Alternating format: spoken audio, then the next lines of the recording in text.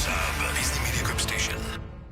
Essential Sports Hub headline presented by Celsius Energy Drinks. Celtics held Portland to 11 first-quarter points and then held them off for the rest of the night in a 102-94 win at TD Garden. Peyton Pritchard scored 23 points. Celtics are 14-7 at home and 29-17 overall.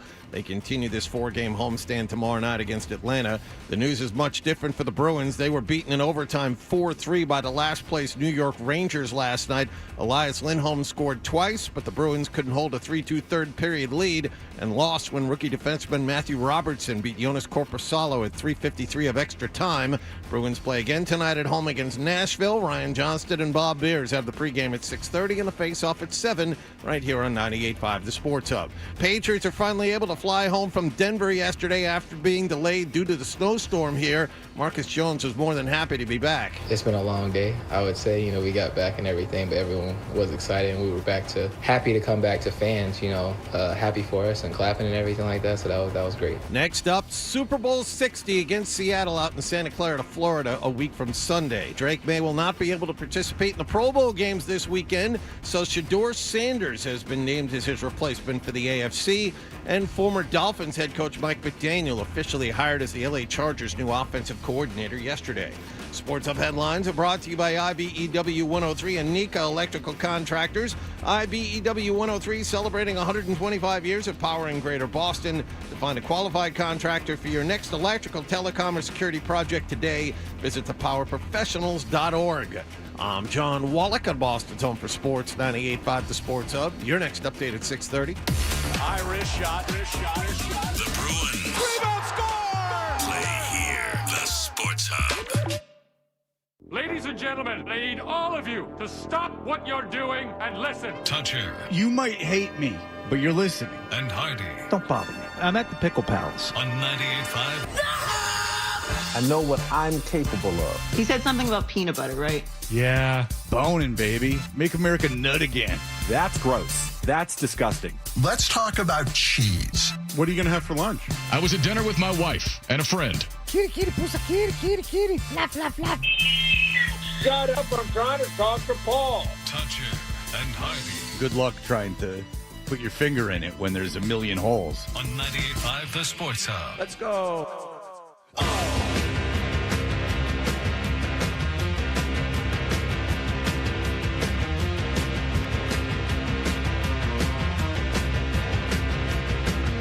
Damn, son, where'd you find this?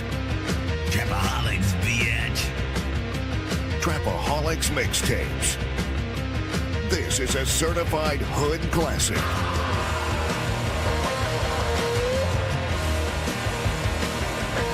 What is that? What is Trapaholics? It's like this voiceover guy.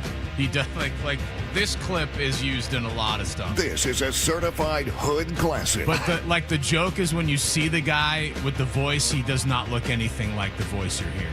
He's just Well, it looks like an old white guy. yeah, exactly. Like he's a really skinny white dude, and he's kind of goofy looking, and he's just like Trapaholics Mixtapes. That's exactly what he sounds like. yeah. Just because he's saying Trapaholic Mixtapes. What's Trapaholic? I don't know. It's trap music, right? Yeah. Damn, son, where'd you find this? They couldn't find one black guy just to do it. Right? It's like no. I'd be better at that than he would, I think. The video of him too, he's like really forcing it. Like you can tell he's like he hasn't been coached to do voice, so like he's really like putting a lot of stress on his vocal cords. He's like Trapaholic Mixtapes. Trapaholics Mixtapes. Damn, son. He's son. Damn, son, where'd you find this? Damn, son, where'd you find this? This is a certified hood classic. This is a That sounds like someone who is very apt to wanting the hood removed. Or putting the white hood on. Putting the white hood on at the ceremony. He sounds short. Huh? He sounds short, like he's a short person. Puffing his chest out a little bit verbally. Vocally. This is a Trapaholic. Damn, son. Trapaholics Mixtapes. It's funny. My agent will give me very rarely I think she feels guilty, so she'll like pass me some script, and usually it's sports related, which I don't understand at all. Why it would? She just thinks that I'm one of her sports clients, and she'll give me this script, and I'll do the read, and I know there's no way I'm going to get it, and then I think of like Billy West and guys like that are like brilliant at it, and I go, yeah, of course I'm not going to get it. These guys are really good. That's not what I'm do for a living. But then I hear that, and I'm like, I could do better than that. Just by going Trapaholics mixtapes. That's better than what he did. Well, the scripts that she gives you, are they calling for a voice, or are they calling because all the voice work that I've done over the last decade or so is because you see that they want a natural sounding delivery. They don't want this guy. Trapaholics, bitch. They want someone that sounds a little more natural and conversational that people can relate to. Well, 12. What do they use you for? What natural sounding voice do you use, and what do you use it for? I've done like insurance companies. I've done tech companies. Like I can't. It's been nothing you'd know. It's been a little while since I've done it, but it does it in China. It's all they needed an ignorant American for their propaganda. Got it. Yeah, exactly. That's what they do. They're like but it's video games and stuff. It's an interesting shift though, because when we were coming up, right, Fred, it was like everybody wanted that. This is a certified hood classic. Deep, like in a world type. Well, we had the guy that at 99X that everyone used, Keith Eubanks. Yeah. We had him. I had George Lowe on my morning show in Albuquerque. We had George Lowe, but he didn't work full time for the station. Yeah. George Lowe was Space Ghost. And when he died, Hardy and Adam carried on, and I'm like, you never even met him. Like I knew the guy. You don't see me carrying on. I wore my Space Ghost T-shirt that day in honor and reverence. But it's one of those things like where they'd never met him or talked to him, and it was like, I kind of knew him, but I didn't. So like George Lowe died. I'm like, yeah. And they're like, yeah, and then they like got on the air. One of you went on the air and said something. Yeah, I worked with him remotely. I mean, I didn't know him in person, but like that's a bit we much. Corresponded, and every month it was annoying because I knew him better than they did, and I didn't care for it. Yeah, you weren't happy about that. I thought you were trying too hard. You never met the guy. No. And you talked to him. I talked to him on the phone. Does that count? On the phone. Yeah. There are a lot of people that I talk to on the phone that I'm friendly with, but I don't think. And if they died, you wouldn't be upset. Well, I wouldn't carry on about it. I'd be sad. It wasn't that you were upset. I wouldn't have judged you being upset privately. It was that you went on the air and decided to memorialize the man. And I said, I knew him, and I didn't feel deemed this necessary. But it was also because other people knew him. Like he was a very popular personality for a certain segment of our audience. George Lowe brought a lot of people a lot of joy. Yeah, I guess. Myself included. Sure. If Space Goes Coast to Coast was very popular. It's still funny. I like to go back and watch it sometimes. It's a lot. Small chunks. Got to be in the right mood for it. That 10-minute long, that's perfect. Yeah, that's what you want. That might be stretching it. Go ahead. I imagine that community of voiceover guys, like at some point, have to get together, and I wonder if anyone got to eulogize another guy. Do they do it in his voice? He was a wonderful man. Ask Gary. Father. Husband. You know what I mean? Well, ask Gary. He's got the voice of God. Yeah. You want me to eulogize George Lowe? Can do. Look. Yeah. Space Ghost was nuts.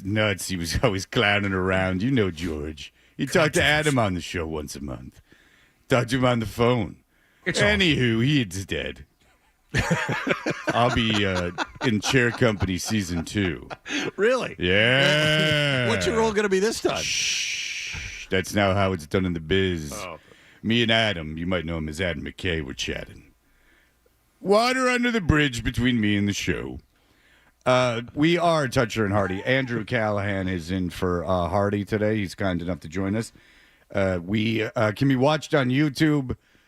Subscribe to 98.5 The Sports Hub on YouTube, and you can watch us live, 617-779-0985. And we talked to Mike Reese, as you know, yesterday, Andrew, we told you. And he was in very poor spirits for Mike Reese, especially after a Patriots win. He was stuck in Denver, and it was 5:30 Denver time, and he was just not having a good time. You got home, though. Yes. Now, how did you manage that, and he did not? So Doug and I at the Herald booked a flight for United that on Saturday morning, as I'm driving to the airport, United was like, yeah, you know what, that direct you got home Monday, we're going to cancel that. Okay. They book us on a Southwest Tuesday with the layover. I'm like, I really want to get home. I got a show to do Tuesday. We got work to do. I need to go back home. And so we book a 6 a.m. with American, which felt stupid at the time because everything was getting closed. The snow had started to fall here. And we kept both open. Sure enough, that one at 6 a.m. in Denver works. We get to Philly, layover, and it does one of these. Okay, well, oh, sorry, we got a small delay, but the flight's coming from Boston. Well, the plane that we were taking from Philly to Boston was in Boston, stuck on the tarmac for 3 hours because of the storm overhead here. So 1 hour became 2, 3, 4, 5, 6 hour delay in Philly, which is like kind of Philly's airport anyway. The Philadelphia airport sucks. Not great. It really does. But we finally got back, and it was an 18-hour travel day on the dot. So I'm glad to be home. It was absolutely worth it. This is not going to be the worst segment in the world where sports writers complain about travel from the AFC freaking championship game. But it was a lot yesterday. Well, no, it's terrible. I mean, you're very lucky that that's all you had to do. I mean, you're lucky that flight didn't get. My ex-wife's family lives in Philadelphia, and there was more than one occasion where she was just stuck there for like a couple days. She was supposed to come one Christmas, and she was leaving like the day before Christmas Eve, and she didn't get in until like Christmas afternoon.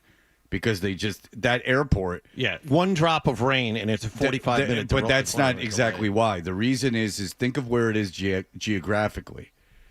D.C., New York, it's in the flight space of like all these major airports. Newark, so it gets, and it's all flying over it. Yep. So even if there's no weather or no mechanical issues, there's problems all the time because there's a flight traffic issue.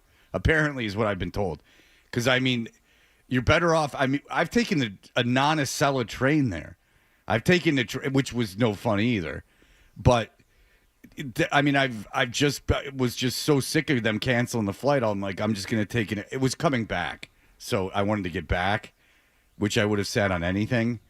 But yeah, I've done that. You were in a situation where you could have left the airport, taken the Acela, and gotten home faster. I mean, Doug and I considered driving. Yeah, it's not easy to get on the Acela from the airport because you got to get your bags, then you got to figure out how you're gonna. I know there's a train into the Philadelphia airport, but Lord knows navigating that thing. Like what train that is, who knows? How to get to the main station where all the trains leave from in the city. I don't know how you do that. Like it's easy to just say like go take the Acela. Well, I got to go get my bags. Then I got to figure out a way to get in the weather to get to the train station. It's not that easy because I've again been through this situation a million times. And you didn't know you were going to be sitting there for 6 hours. That's true. And then maybe the worst part was we had a group chat going, checking in on other writers who had also booked other flights. Like, hey, where are you going? Yeah. People in Minneapolis, people still waiting for a direct from Denver, and other people who were diverted to Detroit. Who got 45 minutes away from Logan, and the pilot goes, we actually got a U-turn because there's just no space on the tarmac. And so all the feedback we were getting sitting there in Philly was the board going, it's going to be another half hour, it's going to be another hour. And then our phones being like, you're never getting home. Yeah. You might be in Detroit. You could be in Minneapolis. Just be prepared to be anywhere else but home. See, Detroit or Minneapolis, you're all right. If you're I know with Delta, if you're in Atlanta or Detroit, you're fine. Because you're eventually getting somewhere. Yeah, they're hubs. Because they're such big hubs. Yeah. And Minneapolis is that way for American, right? I don't know. Delta. That's another Delta hub. Okay, well, I really only fly Delta, so it's Detroit and Atlanta. Like, if LaGuardia too, but if I can choose, I'll go through Detroit or Atlanta because I like the Detroit airport a lot. Well, the Detroit airport's all right. I do. I like that a lot. Yeah, but and there's a hotel in it, like a big hotel in it. Not cheap the day of if you need to spend the night. We almost did. Remember I told you I flew back from Paris through Detroit? We got delayed. I missed the flight because of customs, whatever. We thought we were going to have to spend the night there. I did the same thing. I checked in on that hotel. I'm like, I might consider sleeping in this gate here. That was a lot of money. John tried to smuggle in roadkill from Paris. Right. He had been collecting. He had been foraging the whole time, so he was very lost. But it's good for you. You got back. I mean, I don't know how you guys got in here yesterday. It took me 2.5 hours to get my car out, and then my son and I took like a 3-hour break, and then it took an hour and a half to get his car out, and then I got up this morning at 4 and I shoveled for like 45 minutes. I don't know how you guys did it. For some reason, my long, skinny driveway it takes forever. There's nowhere to put the snow. Snow blowing wouldn't do me any good either because I don't know where the hell I would snow blow, like where the snow would go off to, other than just into the street. So I got a shovel. The plow wouldn't do me really any good unless I was gone. So I don't really know what else to do. So yeah, the whoop. Oh, the whoop. Oh, how was you after all of that physical activity? You must have, dropped like a rock. It wasn't so much the strain on my whoop that keeps track of everything. That wasn't it. It was more the steps. The strain was like an 11 and a half, a 12. But the steps, we were close to 15,000 steps yesterday just because of the walking around. And my dog won't go outside. So that's another thing. So you mentioned that yesterday. Right. Yeah. So if I open up the back door, the dog won't go outside. And then so I have to physically leash the dog and take him out front. And then his paw doesn't like the salt. So he'll pick up his back paw. Mm-hmm. But we're in quite a little quandary because he's got to go to the bathroom. So that was another thing I had to do. I had to walk the dog this morning. Mm-hmm. So, and this is not melting us apparently within the next week or two. No, it's going to be ice cold. We might get more. Don't start. But the more doesn't sound overly bad. I'm sorry. Well, I have eyes. I'm in a brain. I mean, I can figure it out. But Sunday it says 3 to 5 inches of snow expected. Wait, so you did 15,000 steps in the driveway alone? No, I mean I went to the grocery store and walked the dog. Okay. I didn't exercise. No, it was just from 90% of it was from shoveling. So you've avoided you were saying when you take the dog for a walk, it's about an hour because the dog needs. I didn't take it an hour. Well, what I'm saying is that now with the dog not wanting to go outside, you don't have to do that. At least not now. Well, first of all, I don't mind doing that, and second of all, it's good for the dog, and third of all, I would much rather do that once a day than have to take him out repeatedly. He won't go out the back door. I don't know why he's such a pussy. He just won't go out the back door. I know why his paw hurts. It's from this rock salt. I understand that. I've had dogs, and you say put booties on him. Sure, I'll just put booties on him, and it'll keep him right on. He'll love it. I'll put him on and he'll act like nothing happened and we'll go out for a nice walk. He won't chew him or anything. I'd have to put a cone on his head. I mean, there would be a lot of stuff that would have to go on to get boots on his. He would be wiggling around and going crazy. He's the most spastic animal by far I've ever had, by a million that I've ever had. I've always had animals, and this dog's like a rat dog, on amphetamine, just a trailer park amphetamine dog, won't sit down. So I realize they make booties for dogs, and I see dogs at the dog park, and they're in nice vests and booties. And what do you think of the coats, dog coats? Do you own them? No, again, if I put him on him, it's just a ridiculous notion. If I put it on him, he'd eat him.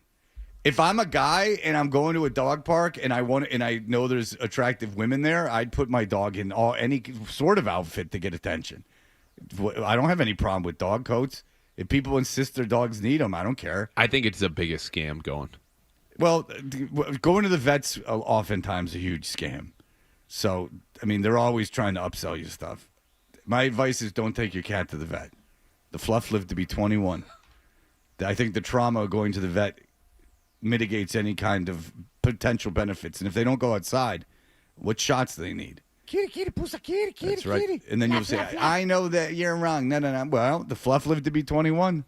I have a cat right now. We'll see how long this cat lives. Cat won't come downstairs, but we'll see how long it lives. That's the reason it'll live so long. Yeah, it doesn't no move conflict, no movement. No, it doesn't move very much. Your pets are very afraid of certain spaces in and around the house. Seems back door for the dog, downstairs for the cat. Well, I mean, the dog's afraid of the snow, so it won't go outside in the back door because it won't go in the snow. Oh, so a clear day, he's fine. Oh yeah. That's generally where he goes to the bathroom. It's because with the 2 feet of snow. I mean, when he gets into the snow, it goes up over him. I mean, I guess I can kind of understand. Okay, but he's still a pussy though. Yeah, he's a pussy. I've never had another dog that was afraid of the snow. They used to like it. They used to run around in it, and then he just stands there, looking at the snow and then backing up. You can go the other way, though. I have a friend of mine who has a Malamute, like a 90, 100-pound Malamute that goes out and just never comes back in, regardless of how cold it gets. That's great. But he has to go out and like chase the dog around and make it come in, and it's like 4 below zero outside. What kind of crane you need to pick up those dumps? That's a good point. I mean, anyone with a 100-pound dog, I'm like, those are human dumps. Yeah. You're picking up human crap, like big old like piles of human crap. You don't know what people play a trick on you. All right, Andrew Callahan is here, which is great news. We have Doug Kyde, his what collaborator would you say? Yeah, colleague, coworker, co-beat writer. Absolutely. Mike Giardi's going to be on today. We'll play 2 stats and a lie. So much coming up. We'll be right back with what happened last night. More Dutcher and Hardy on the way on the Sports Hub. Pats fans, it's official. We're going back to the big game. True Fan Travel has the ultimate travel package. Charter.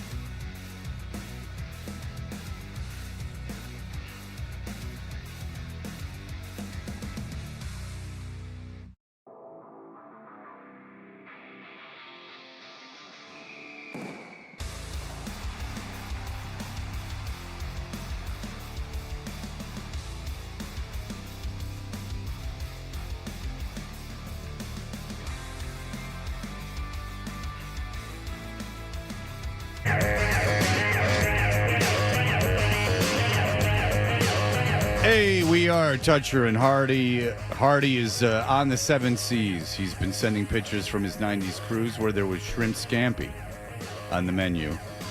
I saw that this morning. And I questioned there was no way anyone really knew how to make it on a 90s cruise. Something that only guys like John, real connoisseurs. Shrimp scampi. Yeah, that's right. Only guys like John, real foodies, know how to do that.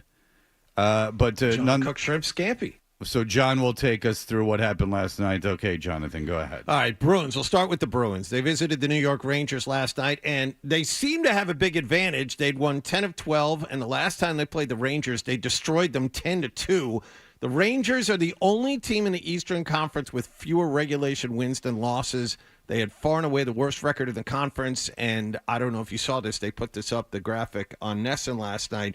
The letter that Chris Drury sent to the fans saying basically we're quitting on this season. We're going to trade everybody. We're that bad. We need to. He didn't call it, blowing everything up. He called it a retooling, much like Don Sweeney said once upon a time. So, of course, having said all of that, the Rangers took an early lead on a goal from Will Cooley at 9:45 of the first period, but the Bruins came right back. Pastrnak able to drag around Perreault right back into the offensive zone. Stops top of the near circle.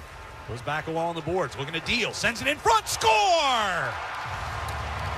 The initial pass got blocked in the slot, and Elias Lindholm was there to bang it in as the Bruins tie it at 1. All right, Elias Lindholm with his 10th of the season. That was the beginning of a big night for him. It was 1-1, and 24 seconds later, I mean, why would the Bruins keep that lead for any length of time? Miller will throw it across ice. Zibanejad coming up the left side with speed. Drops it off to Perreault. Crossing pass, and they score. Got to get back. JT Miller off that feed to the right circle. One times it in, and the Rangers right back in the lead, 2-1. 2-1 What happened with that? Well, the Bruins were terrible in their own zone. JT Miller was wide open. Korpisalo was on his right post. Miller was skating down the right wing circle, Korpisalo's left side. Korpisalo had no chance. Yeah, that happened so quickly after the goal by Boston that it was a little confusing to see how it fell apart so quickly. Yeah, they scored and then they relaxed, and the Rangers came right back and scored. And again, this is the last place team that's, looking to change the entire roster. They lost by 8 goals the last time you played them, and they're up 2-1 after one period. Lindholm scored his second goal of the game to tie it at 2 early in the second, though, so we're even. And then the red-hot Morgan Geekie gave the Bruins the lead. Pasternak's got it back, though, from Lowe. Backhands a pass to Geekie, left wing circle. Geekie shoots and scores! That one finds its way in short side, and the Bruins have a 3-2 lead. All right, I don't know if you remember this, but we had Ryan Johnston on, and we asked him about Geekie, and RJ told us he looks like his game's coming around, and usually when that happens, he'll get hot. And that's Geekie's 4th goal in 4 games. So he's got 29 now, and it was 3-2 Bruins going to the third period. David Pastrnak, by the way, 3 assists on the Bruins' 3 goals. He now has 47 assists on the season and 900 career points. So a 3-2 lead for the Bruins, a red-hot team entering the third period with a goaltender that was unbeaten in his last 4 starts. Jonas Korpisalo had been playing very, very well. So everything's coming up Bruins, right? Wrong. Panarin's got it. Back to Borgen, stepping in, shoots and scores. And the Rangers have tied it with 6:17 to go here in regulation. I don't know if you watch this game, but after the Rangers scored, I'm like, this is not going to go well. This is just, the Rangers shouldn't be here. They're trying to lose, and it's 3-3. You're in the other team's rink. It didn't look good. And the Rangers tied things up. That goal came with about 6 minutes left. So we went to overtime. Overtime, 3-on-3. Once again, Bruins would seem to have the advantage, but no. Miller has it. Will bring it out into neutral ice and just send it down toward Korpisalo, and that will do it for regulation. Oh, that was. Bruins do, in fact, get it into overtime. Yeah, they did, didn't they? Oh, thank God we played that. Thank God we played that. That's now there's definitive proof that happened. Honestly, the more Ryan Johnston, the better. I'm genuinely glad we did. Yeah, we got to hear the Oregon too. That was awesome. You know, my friend's dad used to be a goal judge at Madison Square Garden. Is that right? Yeah, he used to be one of the guys that sat behind the goal and hit the light. Oh yeah. Huh. He my friend had brought to Florida. He lived in Rye, New York. He brought to college in Florida, a fraternity brother of mine, a box of practice pucks from the New York Rangers, and we said, why didn't you just bring one if they're so meaningful to you? Because he would go to practice and they would just scoop the pucks over to him. Right. And so he brought a box. Oh, nice. So nice 6 pounds of pucks, just carrying around. Wow. Have you ever? Pucks are heavy. I mean, you put enough of them in a box, 6 pounds easy, no question about it. All right. So where were we? We went to overtime. You can play the highlight again if you don't remember. It's okay. Where were we going? Were we going to overtime? We were going to overtime. Okay, we were going to overtime. 13 left here Extra in frames. overtime. Robertson into the Boston zone, coming near circle, and he scores. He tacked the triangle on the back-checking Zacha, right? He's a left-hand shot coming down the right side. Zaka's going to reach to try to poke the puck away. He's going to pull the puck in between the skate and stick of Zacha, and the quick shot is going to beat Korpisalo to glove side. 24-year-old rookie defenseman Matthew Robertson scores the fourth goal of his NHL career. The Rangers beat the Bruins 4-3 in overtime. I don't know if you saw this. Jonathan Quick is still in the league. He's 40 years old. He is now the goaltender for the New York Rangers. Quick won a Stanley Cup like a decade ago with the LA Kings. He is playing regularly now because the Rangers are missing their starting goaltender, Vezina Trophy winner Igor Shesterkin. They are missing their Vezina Trophy winning defenseman, Adam Fox, and they still beat the Bruins. Bruins play the second night of a back-to-back at TD Garden tonight against Nashville. Ryan and Bob have it at 7 here on 98.5 fun getting there. Sports Hub. Yeah. Have fun going to that game tonight. Unless you're taking the train, good luck. We'll be giving tickets away at 7:40. Yeah. So truly good luck. No, I haven't upsold them enough. Yeah. I'll tell you, if you got tickets to that game and you're planning on driving in there, something better happen because it ain't good.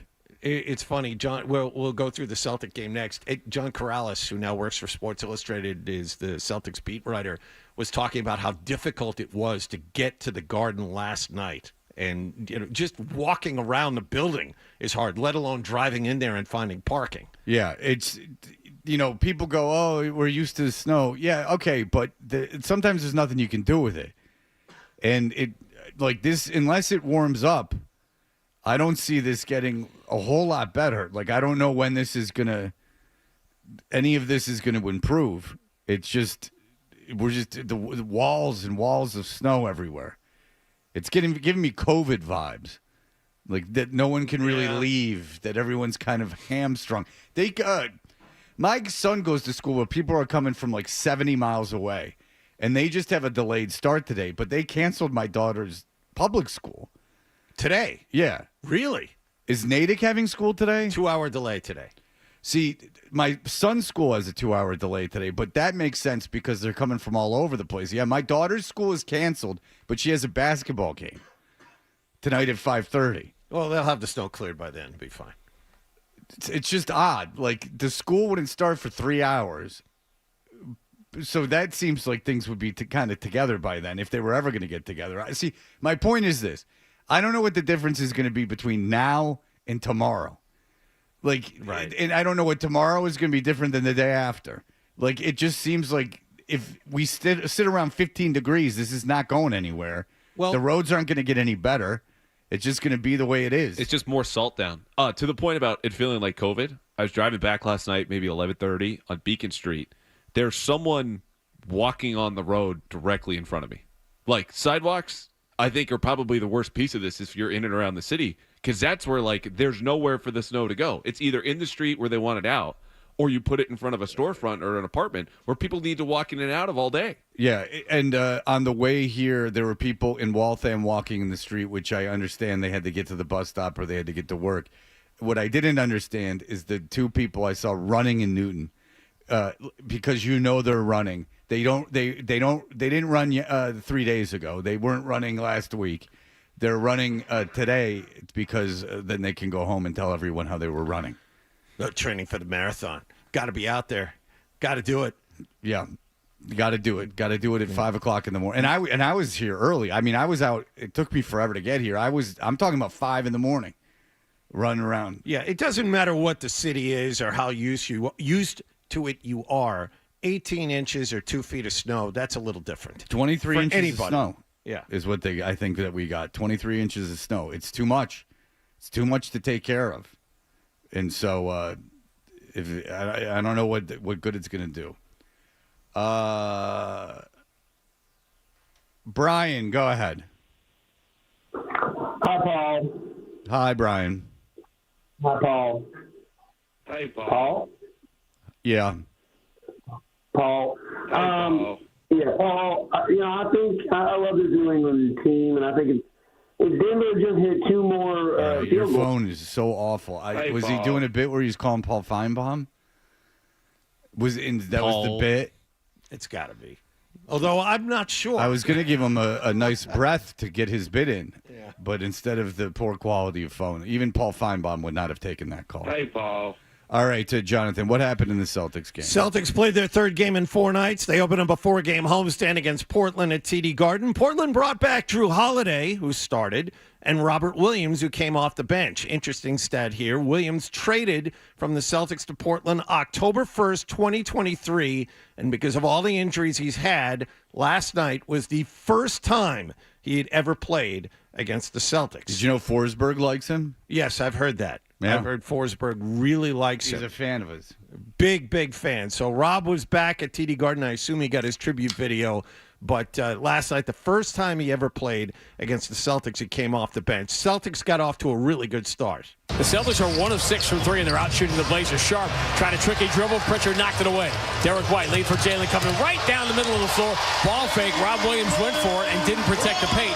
That's an easy layup for Jalen Brown, and the Celtics have a 12-point lead. I should know better than that. 17-5. Jalen Brown scored 20 points in this game. Celtics actually wound up leading 34-11 after 1 quarter, but the Blazers didn't go away, and because it's the NBA, almost no lead is safe. Simons behind the Amari Williams screen, left side of the floor, trickles into the mid-block, floats it up, blocked from behind by Jeremy Grant. Boy, Simons having 2 rough games against his former team. Going the length of the floor, Caleb Love jump step in the paint, scoops it up and in with the left hand. Lead is down to 10. Timeout, Joe Mazzulla. Blazers were able to stay within shouting distance for most of the night. The Celtics actually managed to push the lead back up to 13 with 2 minutes to go, but because it's the NBA, the game wasn't over. The Blazers got the game down to 5 with about 30 seconds left. Big possession for the Celtics. Jalen enters to the free throw line. Hauser for Derek White. Deep 3. Got it. There's the money, John. Timeout, Tiago Splitter. The Celtics made this interesting, falling to the finish line, but Derek White may just have dragged them across it.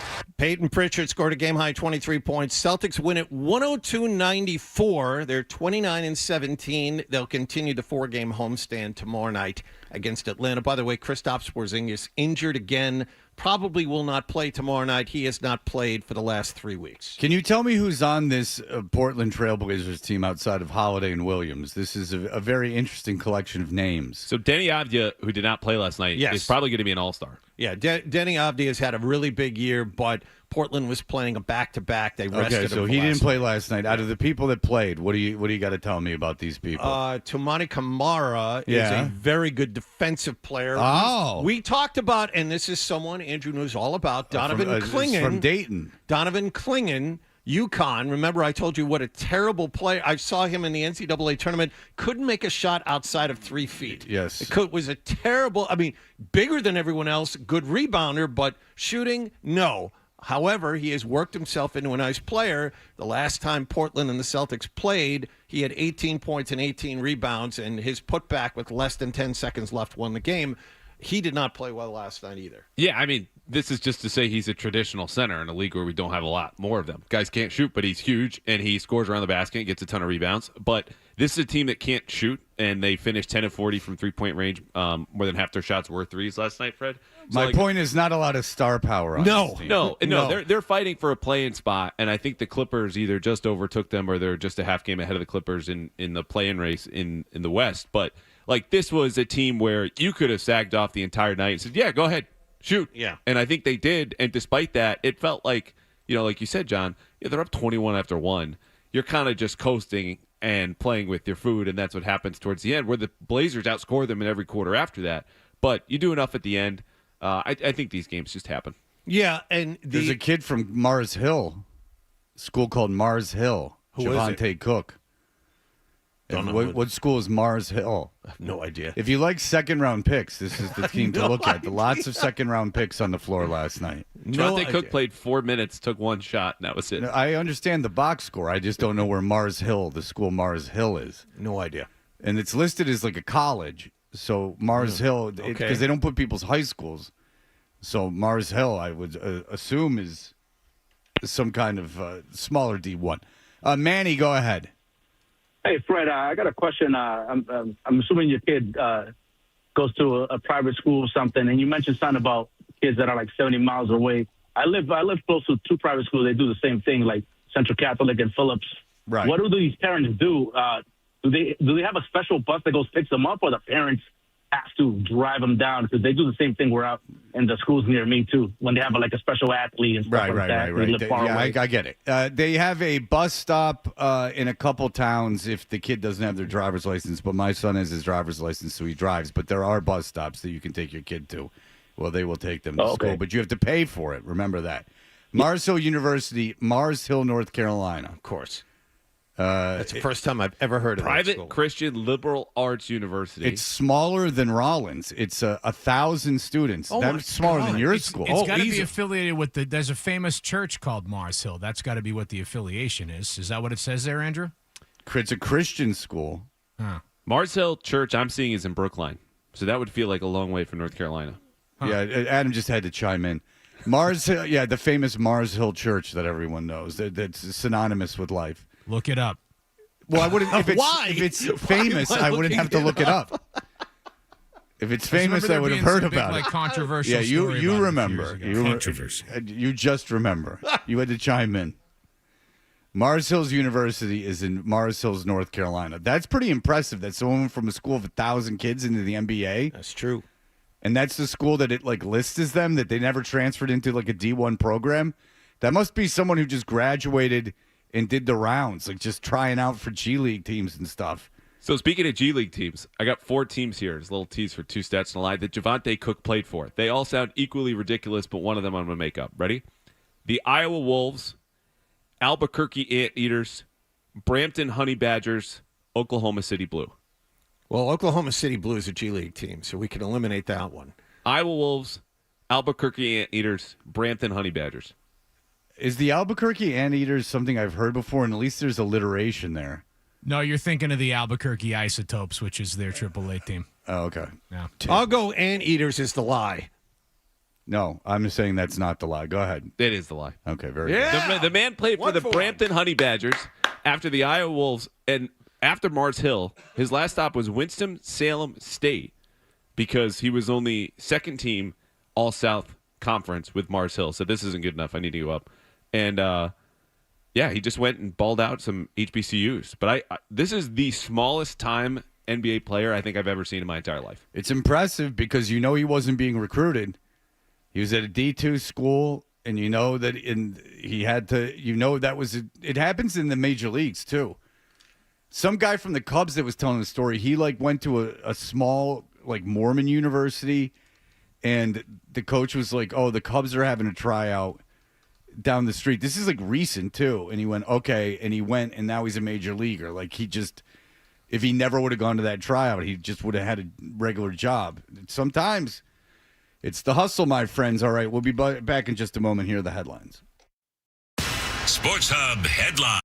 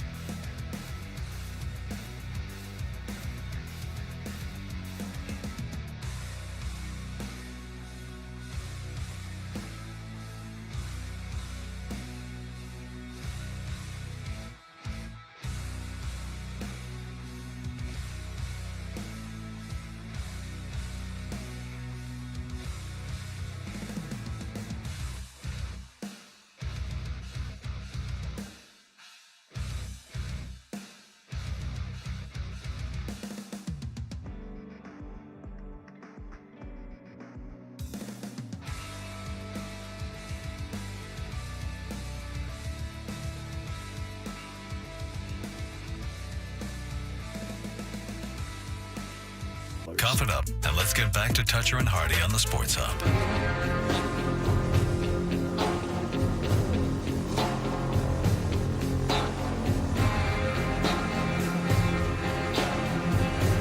Hey, we are Toucher and Hardy. Jonathan, is there anything we didn't get to today that Nope. you'd like to get to? Nothing. We are good. Oh, well, there. Celtics and Bruins both played last night. Let's go to the calls.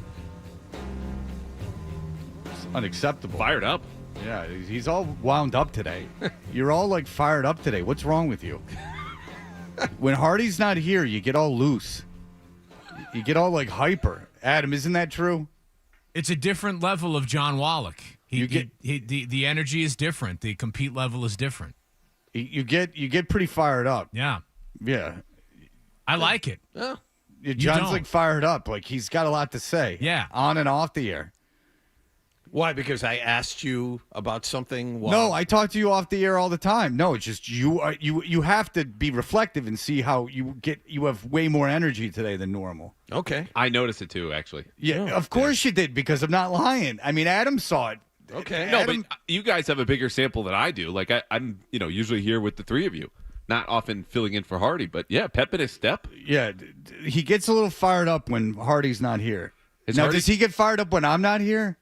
No, my experience with it is when Hardy isn't here, John takes over what happened last night, and he has a much different approach than Hardy does. It's a much more organized, proactive approach. I like that as a producer. I like that.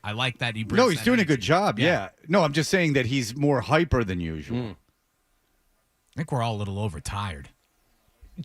Adam. Yeah. You are lying on the air. I'm not lying. I know on the for air. a fact that you think that he's hyper. Yes, he absolutely. I'm telling you right now. Yes, his energy is much different than it is most days. Yeah. All right. So I don't know what that has to do with being overtired. Yeah.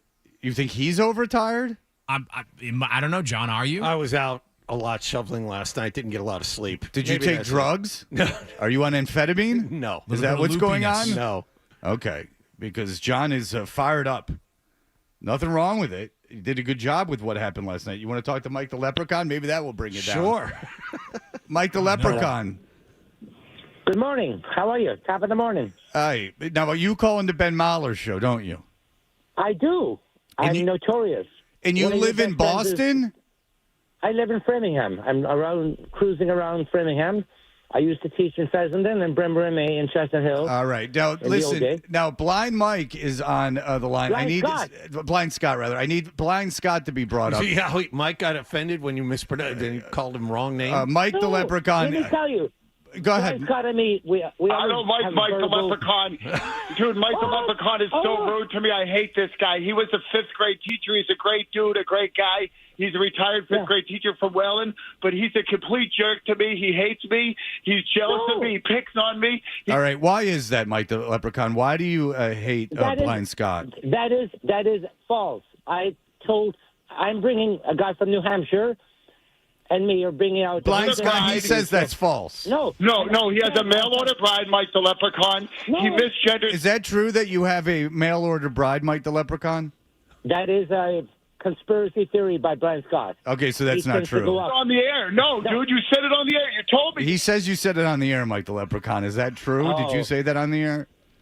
Not only is Blind Scott blind, he's also deaf. I like that, Mike the Leprechaun. No mail order. Let me tell you. Mail order. Don't give me that. So anyway, Blind Scott, I'm going to bring him out to Worcester, as you know, and the other guy from New Hampshire is doing the Are you going out to Worcester, Blind Scott? Yeah, I'll be there. Mike the Leprechaun. I will give him a ride. I will give him a ride. No, I'm not going there, Mike. I'm not getting near you. You can't accommodate me. You called me a molester on the air. You called me bipolar. You didn't call him that, Mike the Leprechaun. Yeah, he did. He called me a molester. Why can't I pull him down anymore? Why? On Twitter, I had it going good. All right, there you go. Now, Mike Leprechaun, you didn't call him those names, did you? Listen, I'm a clean-cut teacher. Yeah. I'm as innocent as they come. I believe you. How about that? And thank you, and that is very important. Will you come to those events? No, there's no chance. Why not? Because you'll be there. Blind Scott? What? Yeah, no, I'm not going either because he called me a molester. All right, well, I don't care for that. Well, Mike the Leprechaun, you seem like a nice guy. I'm sorry you and Blind Scott have such a... Thank you. I'm outside enjoying the sunrise, and my game right now is I'm seeing how many snowplows can I see here. Well, we all has have a to 2-hour delay learn. today. I like that you're enjoying retirement. Very good. Thank you to Blind Scott and Mike the Leprechaun. You can hear that on the Ben Maller Show. That's so impressive. Every what you evening just did from there. 2 to 6. Keeping those two somewhat in line might be your Blind best Scott's radio. never going to stop talking, so it's Yeah. very nice. You can bring him up and he'll say his point, and then you bring him down. A lot of wild accusations from Blind Scott there. I don't think they were true. All right, we'll be back in just a moment.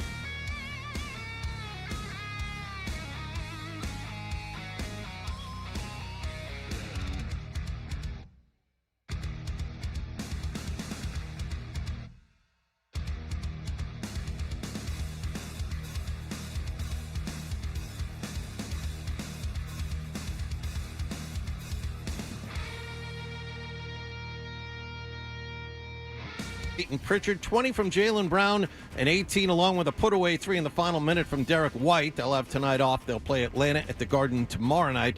In other Celtics news, Ron Harper Jr. has been named to the G League team that'll play in the Rising Stars competition during All-Star Weekend. The Bruins, meanwhile, open up a back-to-back with a bad road loss to the New York Rangers 4-3 in overtime at Madison Square Garden.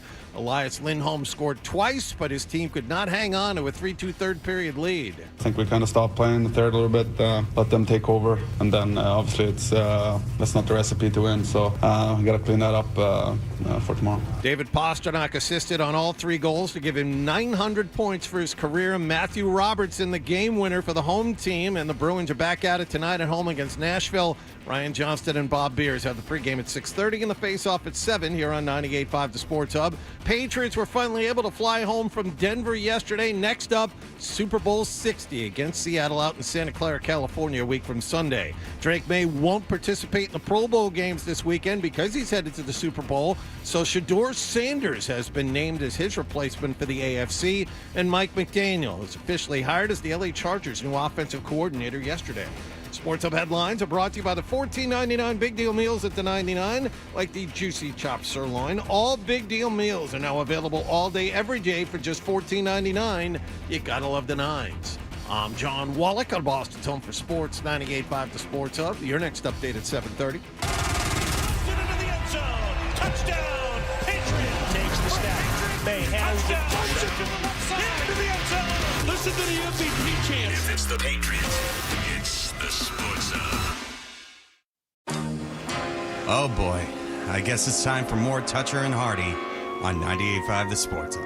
Yeah, it was awesome. Yeah, no doubt. Dance with Mary Jane kind of vibe to it. That's the going. They're in the ether, my friend, and they are just available to be picked up. Did the Jayhawks sue Tom Petty? I don't remember. All right, we'll get on that. I'll get right on it. Figure it out. You have the audio for this, by the way. I do know that. All right, the Patriots, Callahan is staying 60 miles from where he has to be. He's slowly realizing, and it's taking Jim Louth to tell him that he's that far away and that there are hotels closer. But it sounds like a huge pain in the ass out in San Francisco. As the game is in Santa Clara, the teams are staying in San Jose. They're not working out anywhere close to and San all Francisco. the things that are happening in San Francisco. And there's 60 miles between all 3 buildings. It's quite a situation. Fred, there's still time. I know this is deflection. You could still come. We could do the show. I'll be there with you. What is it, 2 in the morning? Yeah, do this again. 2 in the morning. Yeah, it'll be fine. 3 in the morning. It's not about my travel. 3 in the morning. Yeah, 3 Let's in the go. morning. You'll still do your. You'll be there on. When are you going down? Sunday, pending the snow. Okay, Here. so Sunday. Well, even if there's 4 inches, you should be able to get out eventually. So Sunday. So have to come on the air if you do your Tuesday spot. You'll have to come on the air at 5 a.m. West Coast time. You hear that, Adam? He's coming on at 5 a.m. I was already thinking about that, yes. We was going to talk there you go. talk about it after the show, but if you're confirming it now, Andrew, then Well, lock me in. All right, so we are Toucher and Hardy. Andrew Callahan is in for Hardy, who is on the 7 Seas, as we've mentioned, on his big 90s cruise. And it is exciting because you can watch us on YouTube. You can subscribe to 98.5 The Sports Hub on YouTube. But what's going on is that the Patriots, if you don't know, are going to be playing in the Super Bowl in less than 2 weeks. Everyone's excited, right? Mm-hmm. The Patriots are healthy, uncommonly healthy. We talked about it with Paul Perillo yesterday. We talked with a very down Mike Reese yesterday. Very tired, very out of it. Mike Reese, did you hear him? You didn't hear him, did you? No, you were out there and you were traveling. Yeah, he was in no mood to That's talk. alarming, though. I know Was he's fairly fine. alarming. Yeah. Like something happened in Denver because I was sent an email that references Chris Gasper's column today. And you would figure that they would have a editor step in at some point with this. It says, this is from Chris. It says, from Chris Gasper's column this morning, the Patriots and the Seahawks staged one of the greatest Super Bowls ever. Super Bowl, whatever that number was, punctuated with Malcolm Butler's interception for the ages. That was the clash of the Titans to cap off the 2014 season. Now here's where it gets interesting. As for the rematch, it's the bizarro Super Bowl that America didn't have on its bingo card in September. Your thoughts as a writer? Are we still playing bingo? It's just and Gasper's very talented, obviously, and I don't expect you to insult him, but when there's you're correct, like a corny turn of phrase that's become like a just a turn of phrase that's become, what's the term I'm looking for? Well, it's just tired. It's cliched, like a cliche. Aren't you told not to use the cliche? Yes, not ever. I mean, I'll say this because a lot of writing is just getting your bad ideas out first and out of your system. It's not, as it was once said, the muse on your shoulder, just giving you all the good stuff. But the problem is that stuff comes first because the cliches are what you hear most and what you read most, because that's why they're cliches. They're not good, but they're just most readily available at the top of your head. And look, I've used them. It's not like some great sin. But no, that's definitely one right there, the bingo card. That's why I said I don't really even blame Gasper as much as I would blame the editorial staff. Like, you got to get in there and just go, can't you change? You got to redline that thing. Go get that out of there. Like, even I know that. If my son gave me a paper, maybe I wouldn't read it. But, if there was something, or if Nick was putting an article up and he was like, hey, will you read this? And after I got done yelling at him and I read it, I would go, okay, please take out this bingo card thing. And I really would. It is in the article. I'm looking at it right now.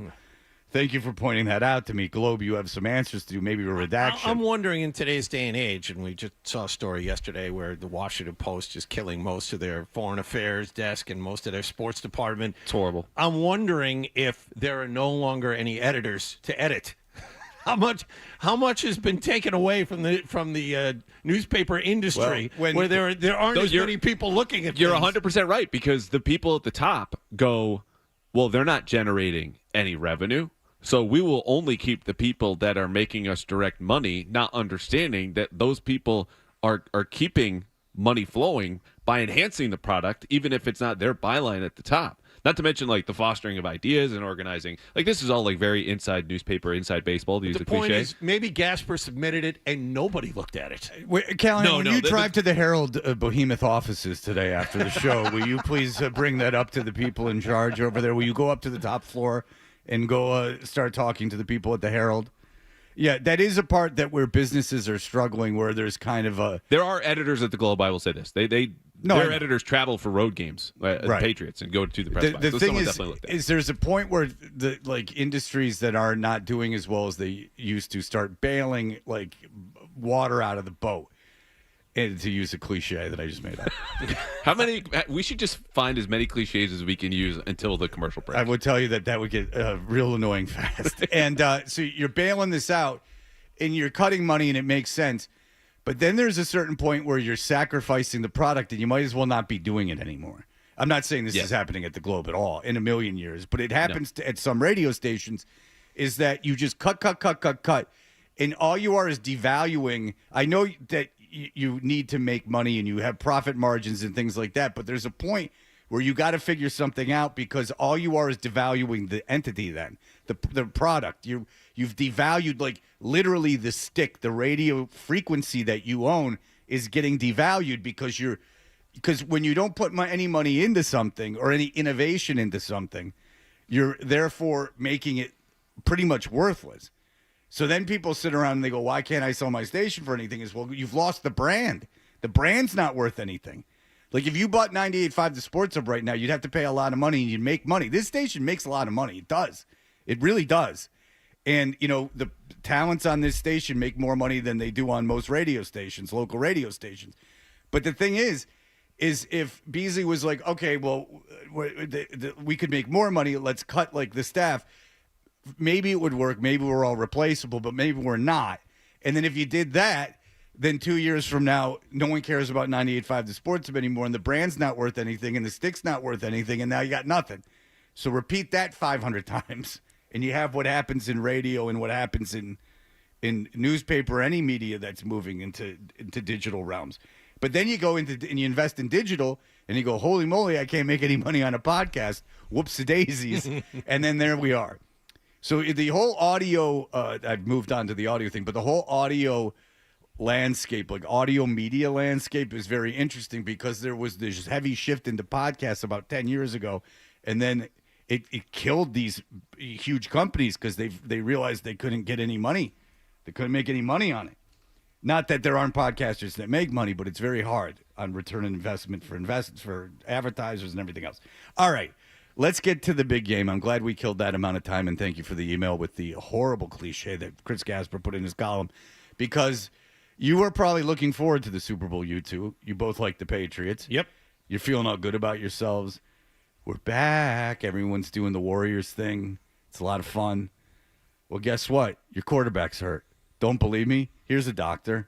There is no question in my mind that Drake May injured his right throwing shoulder against the Denver Broncos. Kaboom. Now, Johnny, who's this? This is Dr. David Chow, the self-proclaimed injury expert. He is formerly employed by the Chargers, I believe, but has been, quote-unquote, scandal-ridden over the last decade or so.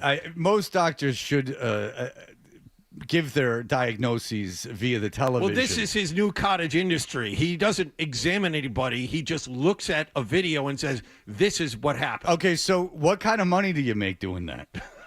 Enough. Not enough. He's got his own logo and T-shirt, and he's hanging out in the background like all those podcasters you were talking about. Know that's well, does he sell the T-shirts? T-shirts? To do. Does he sell the T-shirts? Because that would probably be a good revenue stream. You can subscribe to him on Twitter, so you could pay to find out. A paid subscription? Oh, yeah. Like a Substack? Or what? No, you just, I don't know what you get on the return, but when you go to his page, it says subscribe, meaning you can pay directly, I think, to do paid via Twitter. It's like you get enhanced messages or content or posts or whatever. Will he wish me happy birthday? Yeah, I'm sure. Then $15,000 is his. All right, so here is, he watched the Denver game, like you and I did. Yes. And I didn't know May was hurt. Did you, Callahan? Here's the thing. Let's back up. We got to back up. Do you know what play the analysis? Breaking news sounder. He did? Well, no, I haven't played the whole clip yet. Okay, let's do that. Okay. Put the cart before the horse. But did you know that May was hurt? Come on. Look, I saw Drake May in the locker room, and I did not notice anything like this. And I am sure, as we have a story from Mike Reese following up yesterday today, that asked by ESPN to describe how he felt physically after the game, May acknowledged, quote, some bumps and bruises. So to me, that's what I know is what Mike Reese has. What the analysis from this video is. Why are you? Because look, when you start out by saying, "Did you know he was injured?" Like, is this an injury that will be listed on the report, or is this, man, he took a big hit and he's sore today? Because there's such a gigantic difference. Well, soreness I wouldn't call an injury. Right, but I would call an injury like a lingering problem. This kind of panic, because in the tweet, where you can subscribe, the doc says how severe the injury is and the exact diagnosis remains to be determined. Well, he has to go see then? the guy. Well, let me play what he had to say, because he's obviously May has to go see this guy, Dr. Chow, or he's in big trouble. There is no question in my mind that Drake May injured his right throwing shoulder against the Denver Broncos. Of course, how bad is the injury remains to be seen. What type of injury, I'm still gathering data. The homework still. Yeah. Gathering data? Yeah, he's watching inside the NFL. Okay. He's going to see if they make the replay. He's gathering data. Yep. Yeah. But let me give you the evidence.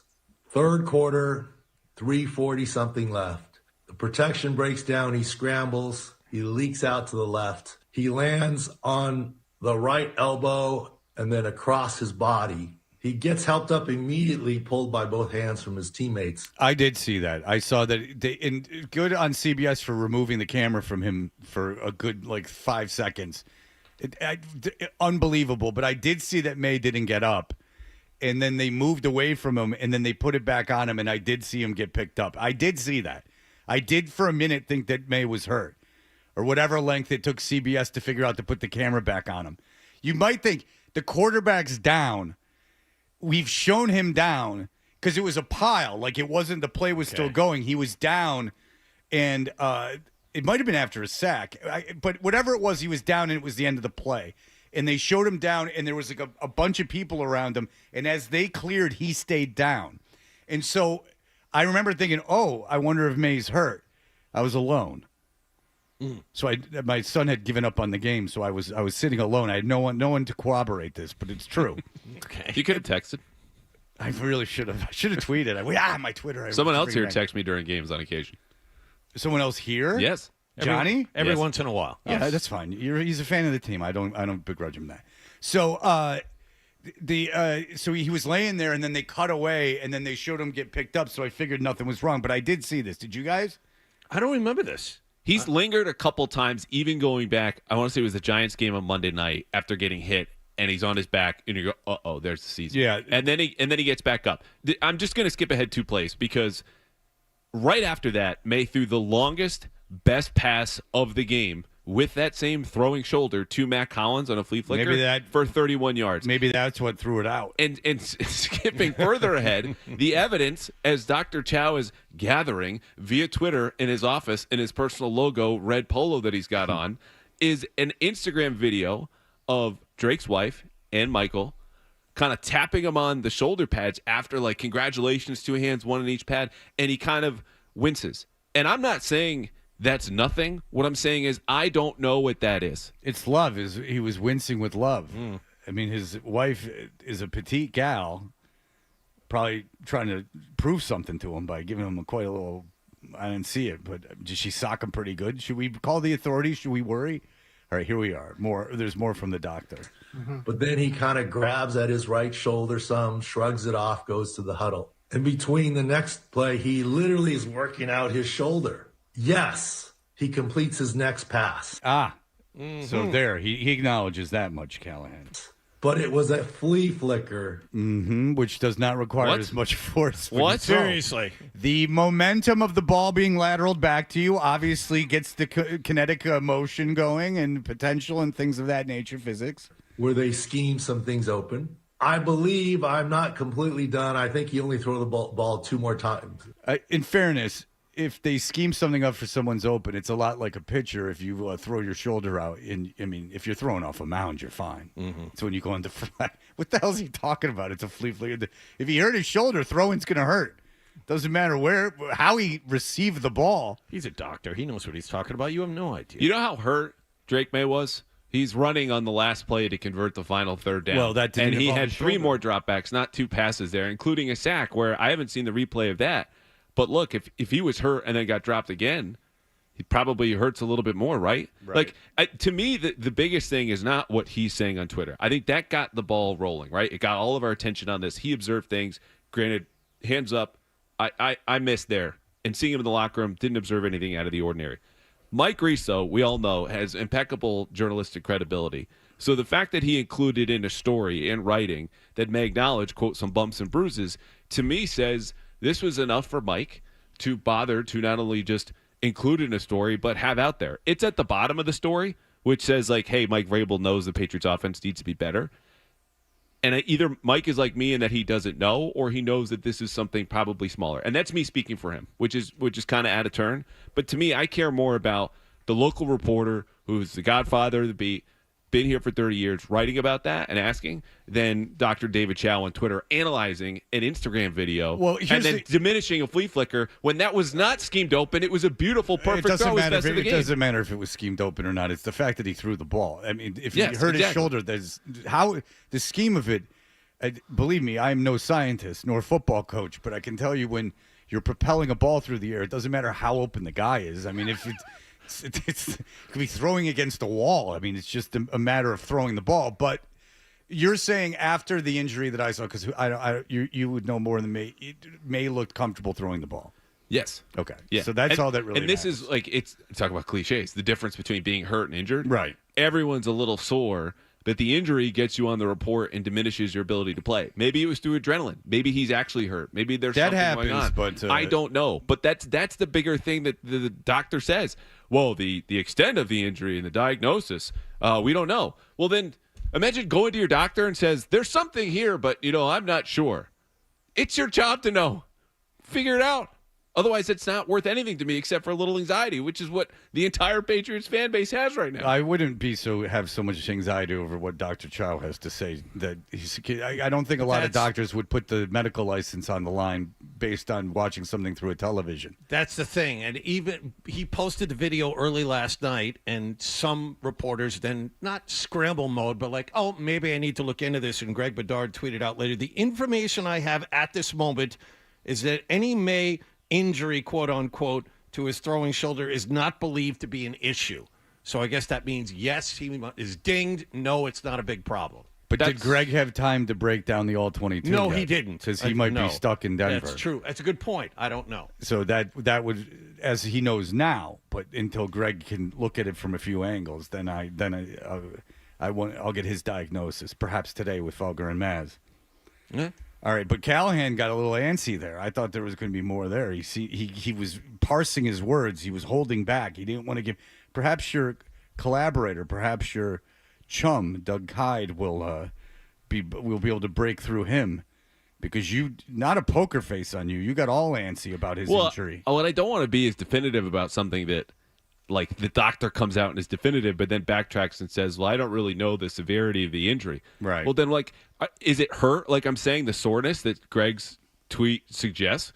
Because a lot of guys are sore right now, and it's significant that it's Drake May. But if you don't know, that's the most important thing here, and that's why I think you just have to say we don't know, as opposed to this definitive tweet, oh, he's injured. Well, the whole reason we played it is because I think this doctor's goofy. So, yes. but just your seriousness of it made it go way longer than I thought. I gotta be careful with my words. I thought I was just gonna goof on it, but then you got all like, like you didn't want to say something, and I was like, oh, whoa.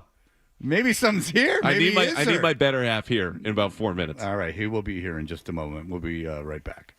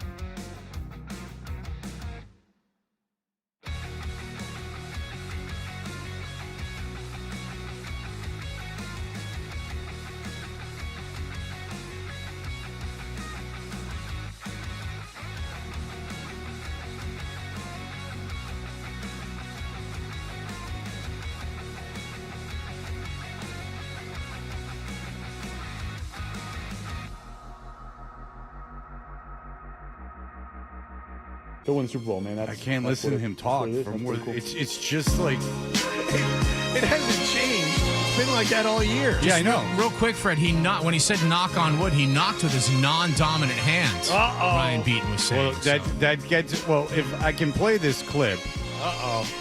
We are Toucher and Hardy. Listen at the end of this segment for a chance to win Bruins tickets to tonight's game. This is Dr. Cho, who watched the game like everyone else, but he's a doctor, and here's what he had to say. There is no question in my mind that Drake May injured his right throwing shoulder against the Denver Broncos. Of course, how bad is the injury remains to be seen. What type of injury, I'm still gathering data. Doing the homework still, yeah. But let me give you the evidence. Third quarter, 3:40 something left. The protection breaks down. He scrambles. He leaks out to the left. He lands on the right elbow and then across his body. He gets helped up immediately, pulled by both hands from his teammates. But then he kind of grabs at his right shoulder some, shrugs it off, goes to the huddle. In between the next play, he literally is working out his shoulder. Yes, he completes his next pass, but it was a flea flicker where they schemed some things open. I believe I'm not completely done. I think he only threw the ball two or three more times after that. Incomplete. Post game, I think it was telling. I saw some video of him running to the locker room. He's kind of splinting the right shoulder a little bit. He's not swinging it like he was. One's like that. Yes, correct. Yeah. Post game, I saw the press conference. Someone posted somewhere that he was only texting with his left hand.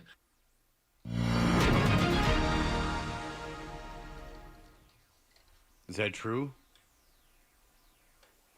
Were you in the locker room? Not initially, but afterward. That I didn't see him he texting. was only texting with his left hand. Is that true? Here we go. Doug was in there sooner than I was. Your partner in crime, Doug Hyde from the Boston Herald. We have both ends of the horse here, Doug Hyde and Andrew Callahan. Doug Hyde, hello, sir. How are we doing? Oh, well, listen, your partner's here. We're having a ball. Is it true that Drake May was only texting with his left hand? I love that Andrew immediately threw me under the bus. Doug was in there first. Doug would know this. Doug, is that true? Is Drake May hurt? Was he only texting with his non-dominant hand? So I cannot tell you one way or the other if I noticed if he was texting with one hand or not. I did go up to Drake May briefly to talk to him. Didn't notice anything specific about the shoulder. I actually went back and reviewed my own film, the Kide film of Drake May running into the locker room. I thought he was, that right shoulder was swinging a little bit. I don't know. It's a very declarative statement from Dr. Chow to say that he has a right shoulder injury without knowing for sure. But I guess that's the type of stuff that he does. Yeah, he analyzes football games from his couch, and that's what he tells you. But what you two are saying, your partner got very nervous. I'm not kidding. He got all like... No, the journalistic integrity part was he got like all excited. Oh, yeah. As soon as we started talking about it, he wanted to say something, but he couldn't say something. A little frazzled. Are you two concerned that there's a problem with Drake May that will affect him in the Super Bowl? I just have no idea. I mean, we'll find out this week at practice. We'll see what Mike Vrabel says at 11:30. I don't think you can necessarily tell from a video clip. I know that that's what those guys do, but I'm not going to say it one way or the other that he has a shoulder injury based on that clip.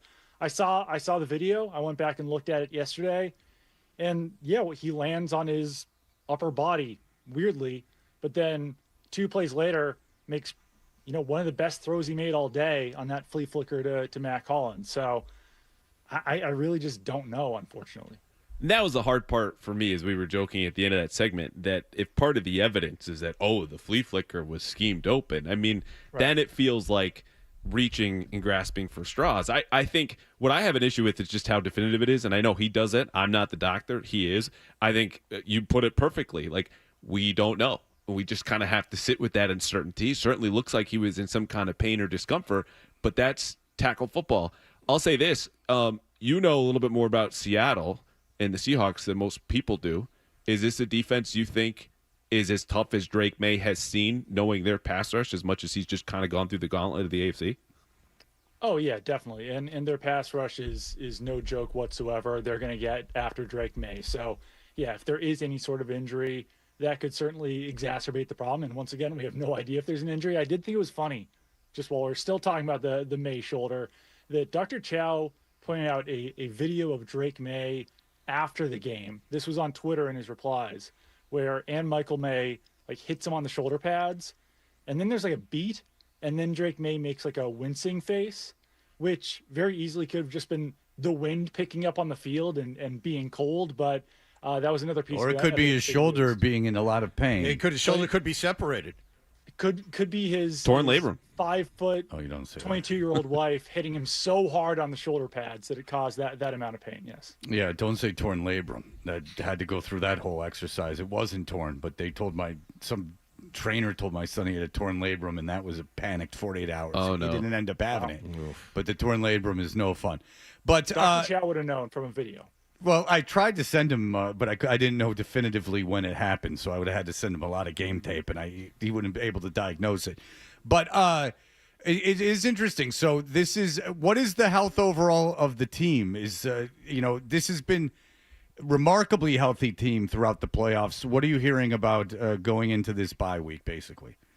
Yeah, and that's a major reason for the Patriots' success this season is that they have stayed as healthy as they are. They have one season-ending injury on the roster, Antonio Gibson.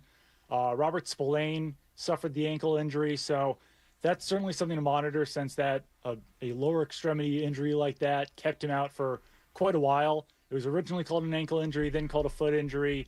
He was really testing it out on the sideline during the game, so it didn't seem like it was a severe injury, but I don't blame them for keeping him out of that game with the snow and wet, icy conditions and everything like that. But Spillane will certainly be key for this game. Outside of that, there were no major injuries. They got Mac Hollins back in that game, so they seem to be in pretty good shape injury-wise. We haven't had a chance, Fred, to ask him this question, so I want to ask him, can the Patriots win without Robert Spillane in the Super Bowl? Yeah, I think they can. Okay. It certainly makes things harder. Jack Gibbons played pretty well in that game, and he played pretty well down the stretch. But, yeah, it's a big injury, but it's not a game deciding one. Because a lot was made when he was hurt, and then you were thinking, well, every team's missing. There are teams missing quarterbacks and star receivers, and you're missing a middle linebacker who, no doubt, is good in a solid tackler, but seemed like an awful lot was being made of that. We've discussed Robert Spillane at length over the last 6 weeks when Fred and I were told that he was an integral part of the defense and the Patriots couldn't function without him. And then we went through and said, you know what? I think Christian Barmore, Milton Williams, and Christian Gonzalez are probably more valuable. And people didn't like that. Well, who said that about Spillane? Who's good, but... No, it was that. It was an argument that I don't know if it was a caller or who it was, but we were told that Robert Spillane, you couldn't live life without him, and so that's partly the reason why I asked you, Doug. Thank you for backing. Well, yeah, he's definitely important, but there's more important players on the roster. But I mean, that defense is 1,000% at its best when Spillane is on the field, and obviously they were great at stopping the run in that game. There were some shakier moments after he left in the run game. Doug, you and I were rewatching the game in that lovely Terminal C at Philadelphia International Airport. The thing that struck me, second home. Yes, I don't want to see another tarmac for I think a year. But what struck me was how much the Patriots' defensive line flat out kicked the ass of a good Denver offensive line, and Milton Williams kind of talked his talk after the game. To me, just because we haven't seen that against good fronts, I don't know how sustainable that is going in against Seattle. But to me, if I'm a Patriots fan, that would give me the biggest hope for an upset here coming up, that Christian Barmore and Milton Williams and Kayvon Chason do that again. Am I wrong? No, you're not wrong at all. And I think the Broncos' offensive line is better than the Seahawks' offensive line. Seahawks' offensive line certainly has some good pieces in there. Charles Cross, Gray Zabel. But their right guard, Anthony Bradford, has improved this season, but he's still a bit of a problem in there. And if Christian Barmore is able to beat Quinn Miners as fast as he was able to do on one of those pass rushes, he should be able to do that a few different times against a guy like Anthony Bradford. So you, Doug, are familiar with Seattle. That's a team that you have more familiarity with than Callahan does? I guess. I mean, I was born in Seattle, so I've probably paid attention to them more than most people. So, yeah. Okay, what was the difference between, like, last year they just missed the playoffs, right? Like, last year they had a winning record but just missed the playoffs. What was the big difference? Was it Sam Darnold? Yeah, Sam Darnold made a huge difference because as good as everyone thought Geno Smith was in the past for the Seahawks, Darnold really just took them up to another level. And part of that was also Jackson Smith and Jigba taking a leap forward this season, whether that was because of Darnold or just because he's also improving as a player. He basically just turned into the best wide receiver in the world. And then I think Mike McDonald on defense was able to get some more of his type of guys and shape the defense a little bit more this year. And they were, if not the best, the second best defense in the league. So just a lot of small things, but altogether made them probably the best team in the NFL this season. While we're on the Seattle crossover thing, I would love for you to give us 30 seconds of Jack Westover propaganda as someone that Doug connects with often in the locker room, played for the Seahawks. I think it's only him and Ben Brown in the Patriots locker room that played for Seattle. It is also strangely, the most normal football player I think Doug and I have ever talked to.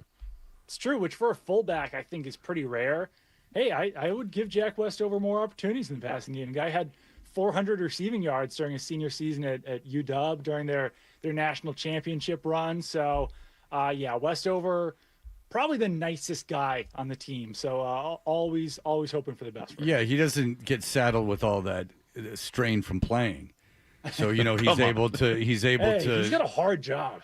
He absolutely does. Smashing his head into people all day, yeah. All day, that's right. At least a couple times. All right, look, Doug Kyde, you and Callahan make it happen at the Herald. Thank you so much for the time, sir. Absolutely, anytime, Fred. All right, appreciate it. There you go. Doug Kyde from the Herald works very closely with our own Andrew Callahan. Caller number 10 to the contest line, 617-931-0985. We'll score a pair of tickets to the Garden tonight. Tonight, the Bruins take on the Nashville Predators at 7 o'clock. Feel the energy and the hits live at the TD Garden. Limited tickets remain. Visit bostonbruins.com/tickets to get yours. Here are the headlines. Sports Hub headlines. Presented.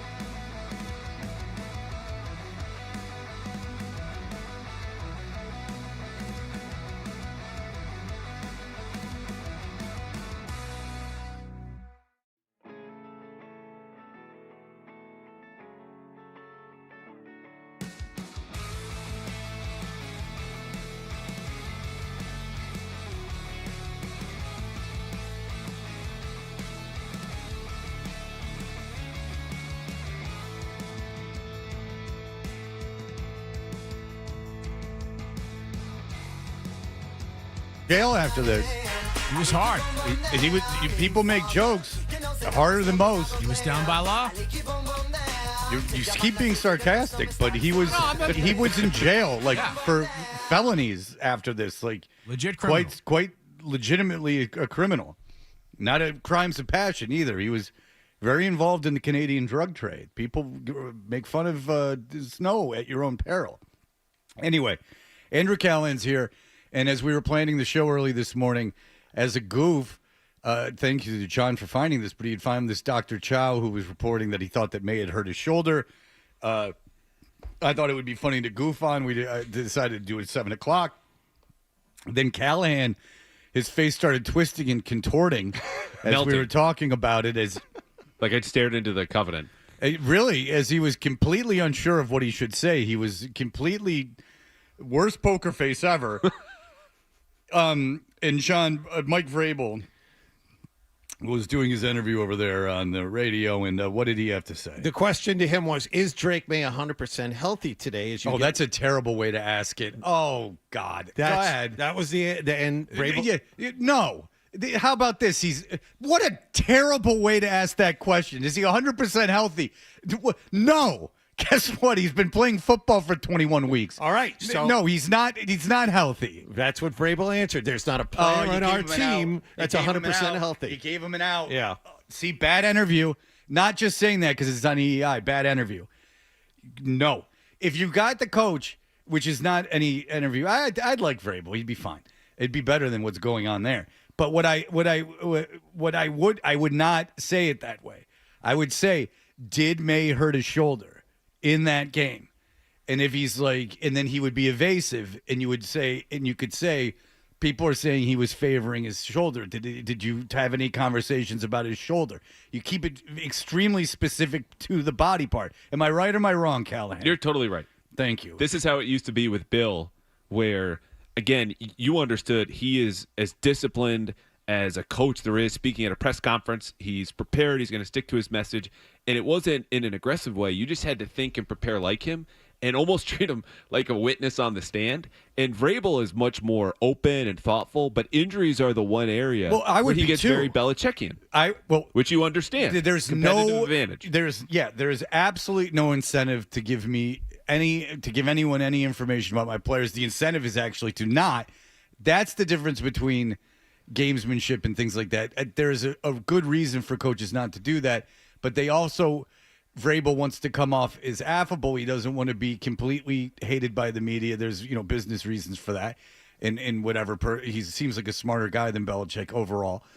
So you can't give him the out because that's almost like they wanted to give him an out. All right, go ahead. All right, so is Drake May 100% healthy today as you get ready? Vrabel's answer, there's not a player on our team that's 100% healthy. The follow-up is he healthy enough to play at a high level? That was the follow-up question, and Vrabel's answer was very Belichickian. I would imagine we'll go through the injury report, and whenever we have to turn that in, we'll turn it in, but no one is 100%. This will be our 21st game. No, he said almost exactly what I said he was going to say. Yep. Even the number 21. Pretty much. That's of no use to anyone. Listen. Because even if he was completely healthy, I wouldn't say he was completely healthy. I wouldn't say anything. If I'm asked, how does he feel? I'd be like, everyone's banged up. That's what I would say. Why? I wouldn't say anything. But I would say, but if he'd have to be evasive and say, I can't talk about it, or he would have to say, we'll see what the injury report says. If you said, is his shoulder hurt? Right. And that's the part about being specific and concise, but setting aside the interview technique here, when I froze whatever you keep describing a couple segments ago, it's because I don't want to be definitive about something I don't know about, and I wish I knew. But they safeguard these secrets from Vrabel on down more than anything. I ask around the same people who tell me certain things about the team. Nothing. Radio silence. And I understand why. So when you have someone being definitive at a distance who, is a doctor but only has video, and then some of the reasoning is a little bit shaky, taking the reporter half off for a second, it would feel to me that something is probably going on, that Drake May is a little bit hurt. But again, is this a matter of soreness? Is it a matter of a couple of days? Is it actually an injury that could limit him on the practice field? We don't know. Or is it something more serious than that? First practice is Thursday, right? Yes. Yeah, they'll have practice Thursday, Friday, and then nothing Saturday. Fly out to the Bay Area Sunday, and then have more practices. When are injury reports due in this situation? When would we find out one way or another whether or not he's limited, etc.? That's a great question. It's been, now 7 years since I covered a Super Bowl. That's forever. The latest, it's been a long time. We really suffered here. Yeah, they keep saying, like, even on national TV, it's been 7 years. Would you believe, though? How about forever? Like, not that long ago? Yeah. Because I did one of these. It was, you would go to the Super Bowl regardless of whether you covered the team or not, because just everyone's all together in football around Monday through Friday at Radio Row or doing all these things. And newspapers were just like, yeah, go ahead. Go just write a couple stories, hang out, go to parties, and do your work, and then come back. No wonder we're struggling. Anyway, separate from that, I think the earliest would be Thursday. I don't know. I'll look this up in the break. But then the latest would be next Tuesday when both teams practice. They're in the same location, and we're getting closer to kickoff. Okay, so there's like a little bye here for them. So they flew in yesterday. They have today and tomorrow off. They practice on Thursday. Then they have Friday off and fly out Saturday. No, they practice Friday. So they practice Thursday and Friday, and then they fly out Saturday, is what you're saying. Fly out Sunday. Oh, fly out Sunday. Is there practice on Saturday? I know there's no media availability, so they might do meetings. They might do a walkthrough. But the schedule that we received the other last night, said, hey, Thursday, Friday are going to be like regular days when we're down there before a game. Saturday, there's nothing. And then Sunday, they fly to the Bay Area. Okay. And then the practice, and then I would imagine they practice Tuesday until the game. Yeah, and kind of decelerate. Like Friday would be walkthrough or something. Same with Saturday, like kind of ease into it. But Tuesday, Wednesday, Thursday, I'm sure are like regular, not all padded practices, but intense, full speed contact, etc. All right. Well, listen, there is drama. Your starting quarterback is very injured. There's no question about Reported it. Here first by 98.5. Who knew that Dr. Chow could get Chow could get the whole football world scrambling to find out what's going on with Drake May, as he is the only one who knows. He was texting one-handed. Lefty. I'd feel very, very comfortable about Drake May playing in that game. I'd feel very, very comfortable. Especially since was able to throw. I mean, did you see Baker Mayfield playing with his dramatically like letting his arm like hang limp? I mean, I don't know. Adrenaline is a thing, but I can't imagine that he can throw well enough after the injury, and then these get 2 weeks off, and then he can't throw anymore. No, that would seem strange to me. It's one of those situations where if there was another game this coming Sunday and it was during the regular season, we really wouldn't be talking about this all that much. But since we have 2 weeks of this I'll take whatever I can get. Exactly. I got an update for you. Based on last year's injury report and scheduling, the Eagles submitted an estimated injury report on Wednesday of the first week before the Super Bowl. We got 2 weeks here coming up, which would mean if the Patriots and Seahawks follow the same schedule, even if they don't practice tomorrow, which the Patriots are not, they would submit an estimated injury report based on participation. So did not participate, limited participation, or full participation, because this is where we were a year ago, and that's what the Eagles had that Wednesday. All right, so tomorrow we would find out. Oh, hello. How do you do? Well, it's time to pivot. We can't talk about Drake May all day. Johnny, it's between you and I, which is really what it was down to anyway, and 2 stats and 1 lie. Adam, do you want to play for Hardy? I actually had an idea that I'll share with you and it doesn't involve 3 lies or any of that crap. Okay. But I have an idea that I'll share with you during the break here. All right. We will be back with 2 stats and a lie in just 1 moment. Toucher and Hardy, 98.5 The Sports Hub. Men, the new year is here, and improving your health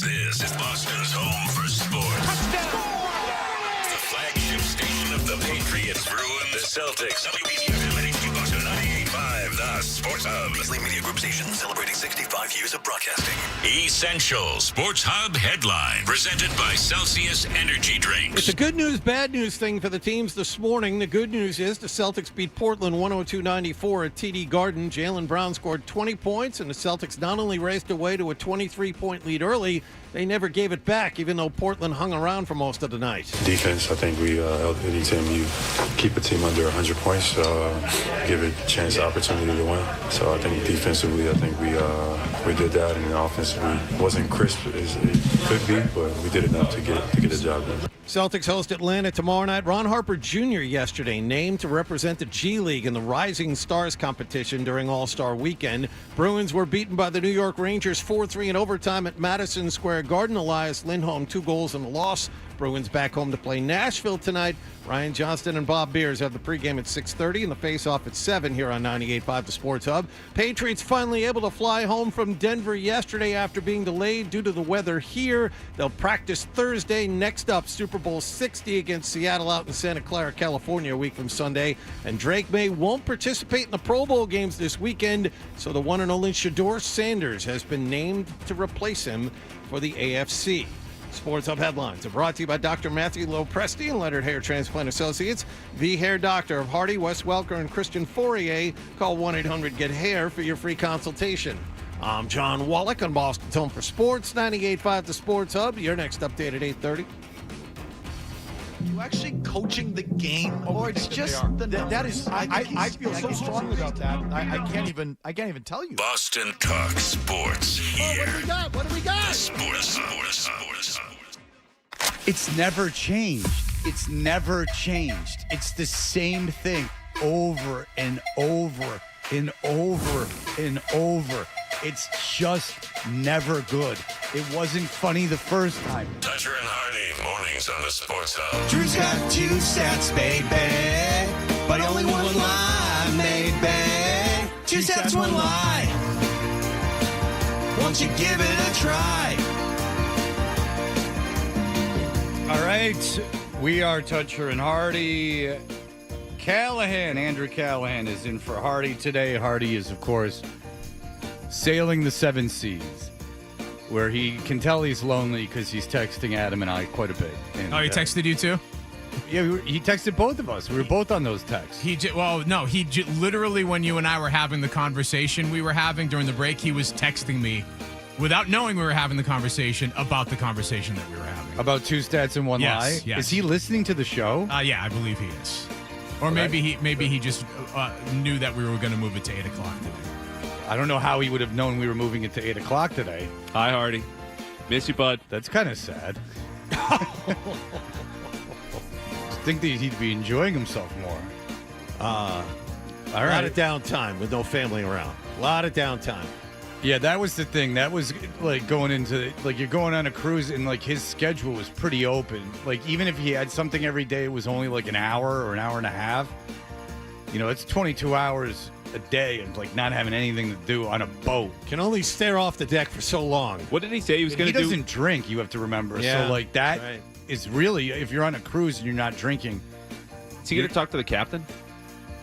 What was his plan? Didn't he have a plan to kill him? He there does, was like, a his whole thing. Like, Yeah. He was going to talk to, but he's not being serious about that. I mean, he has stuff he's got to do. I mean, there's like events and stuff, but unless you're being entertained, like, you're up to your own devices. Like, you're watching TV in a cabin or you're like reading on the deck, which is perfectly fine. But, you know, again, you're eating dinner, you're at a table with other people, but you don't know any of the other people. Like, I don't know. I thought it was a bold move to go on that boat alone. I wouldn't have done that.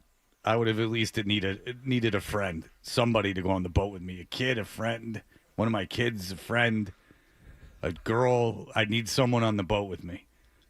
I would pay to have someone on the boat with me. I wouldn't want to be alone. One of your kids' friends? No. All right, but it is 2 stats and 1 lie. Testing 1, 2, 3. Let's do this. It takes 2 stats from the other lie. And 1 lie, see if you can get it right. All right. It is 2 stats and 1 lie. Do we know what the standings are? Because Hardy usually is the one that has those. Andrew, did you crib them from last week? I did not. I feel pretty confident. Wallach has 7 and you have 6. And Hardy has 4. Correct. Okay. There we go. All right, so 7, 6, and 4. So you figure there's only 2 more of these. Well, he'd come in after the Super Bowl, so 2 more of these. Today, Yes, Tuesday. next week.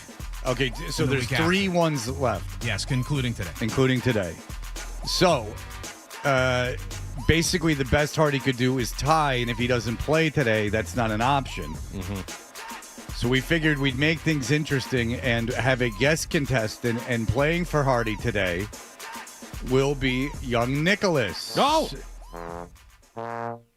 Young Nicholas. Here comes Nick. Don't mind him. He's coming in. He's 20 feet away. The text Hardy sent, by the way, Fred, was, "Are you already doing 2 stats, 1 lie? I don't want anyone guessing for me." And when I explained to him the concept, he said, "I like that better than having to call." Oh, him." okay. There you go. All right. Well, did we really think he was gonna? We really think we were gonna have him call in for 2 stats and 1 lie? I mean, he is taking vacation. I was thinking of having him call in this week, but not for that. I don't know if that's necessary. I mean, I'm all That was for the it. conclusion that I came to. Yeah, as well. I don't think that's let the man have his vacation unless something insane happens that he feels he wants to weigh in on. All right, Nicholas. Hello. Hi. Do you know how 2 stats and 1 lie is played? Yes. Okay. How do you play? You guess the lie. Right. So 2 would be true and 1 Right. would be 2 stats, 1 lie. All right. So here's the thing: if Nicholas gets it right, well, I didn't know you knew that. If Nicholas gets it right, he makes all the songs. Hardy will get 2 points. Ooh. So that will bump him up to 6. But if Nicholas gets it wrong, Hardy will lose a point. Oh, boy. And therefore will not be able to win. A lot of pressure. So lot Nick of pressure could here. Nick could either get him within a point or remove him from contention today. Because if John and I get it wrong, we don't lose a point. Right. And knowing Hardy, he's going to be so mad when I get this wrong. And you might be listening going, that's corny, like Hardy's really going to care. Oh, no. He cares. He cares. Like, I am not joking, and I'm not being cute, and I got no reason to lie. I no reason to make it more cute than it needs to be, but Hardy will absolutely care. That's why he texted Adam. Is because he didn't want to seem desperate and call in, so he texted, which is kind of, I think it's a little bit much anyway. But Hardy absolutely does care. When it comes to like contests in Law and Order and rule of law, Hardy's very rigid. He's got that Midwestern dad. It's the best way I can explain it. He's a Midwestern dad. All right, Andrew.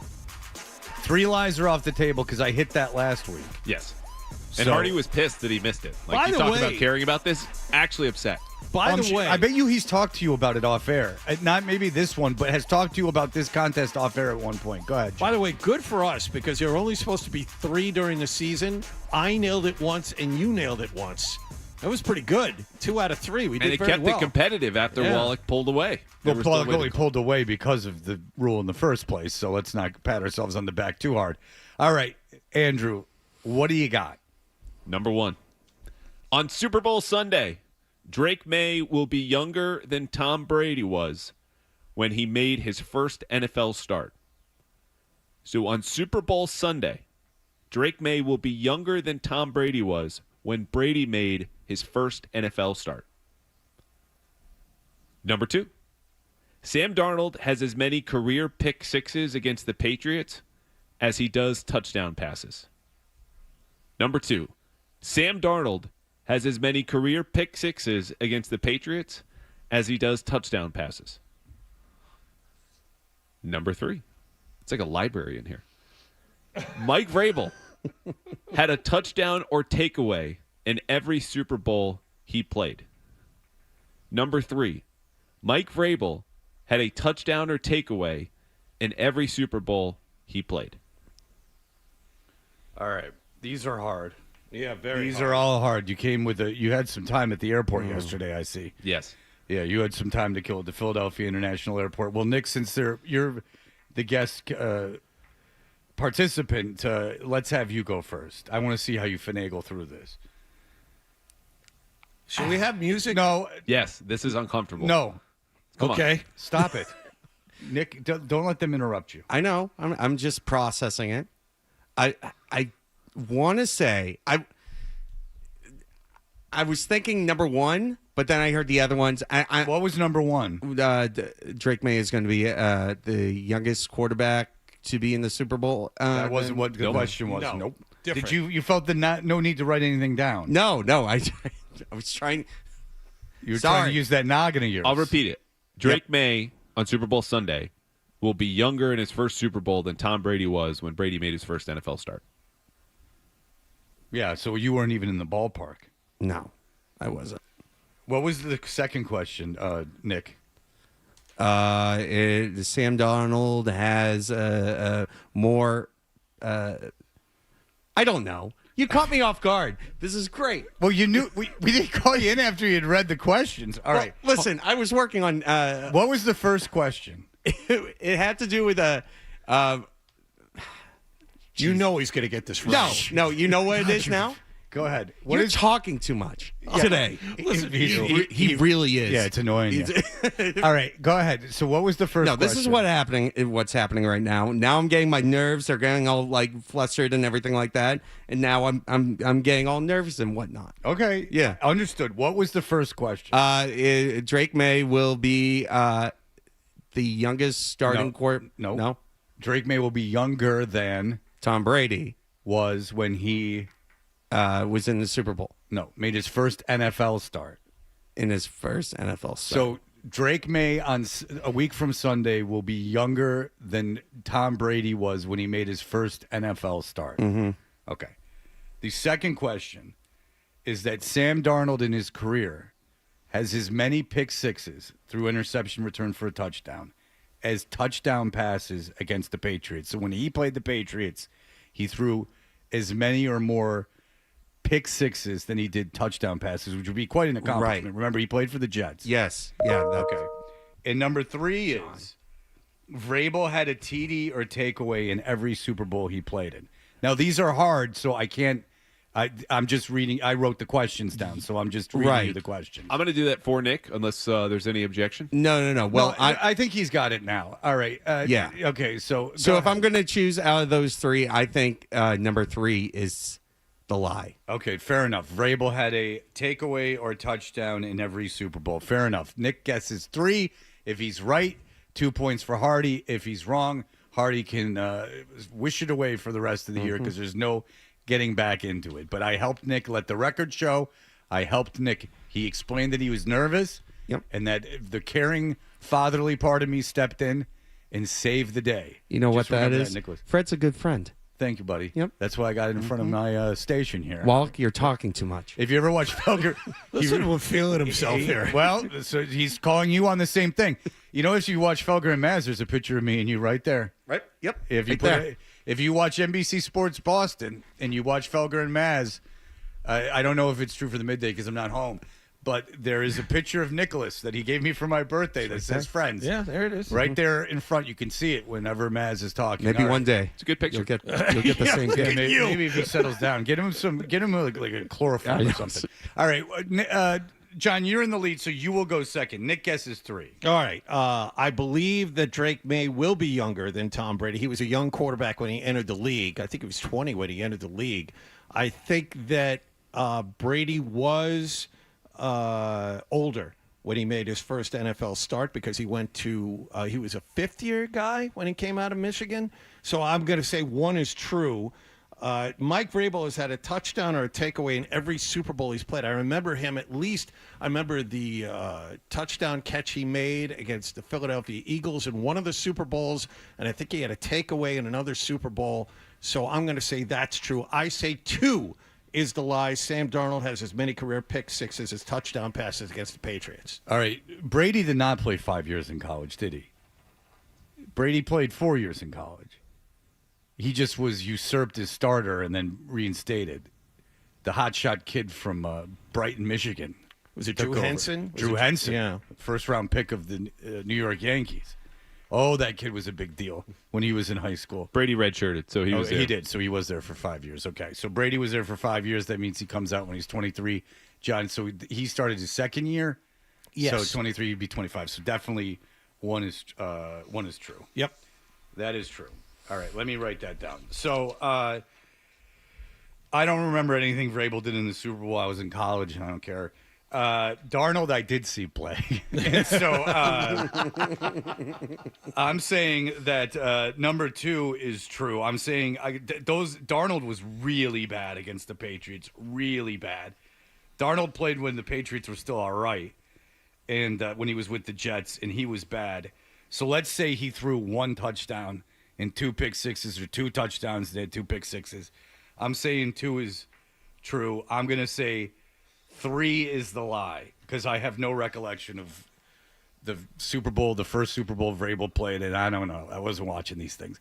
All right, Andrew Callahan. So if Wallach's right, he's pretty much pulling away for good.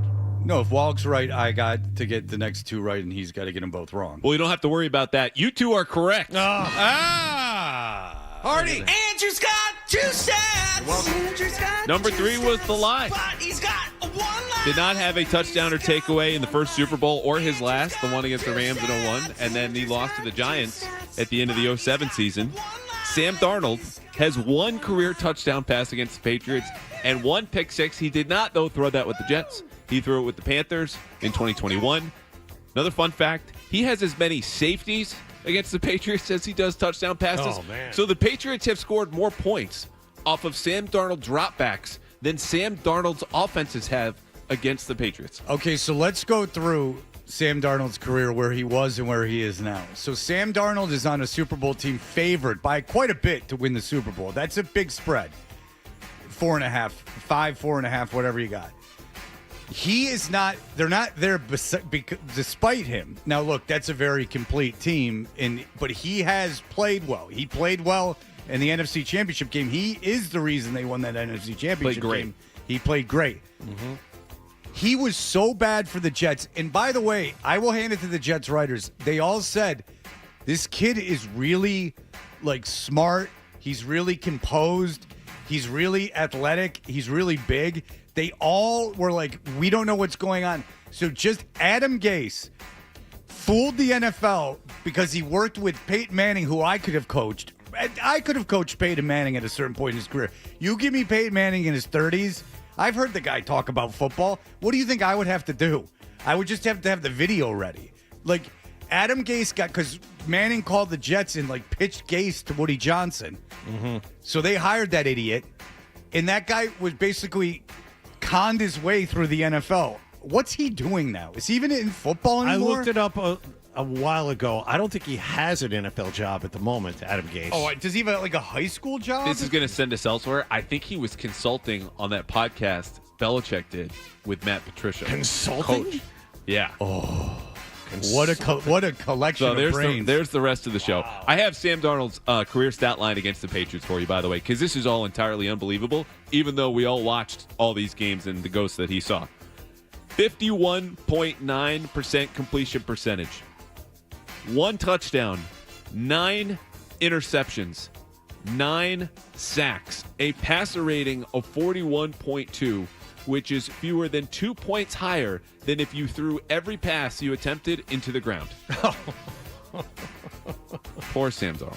All right, so Adam Gase, you are correct. He is not coached since he was with the Jets. Since 2021, he has not worked in football. Yeah.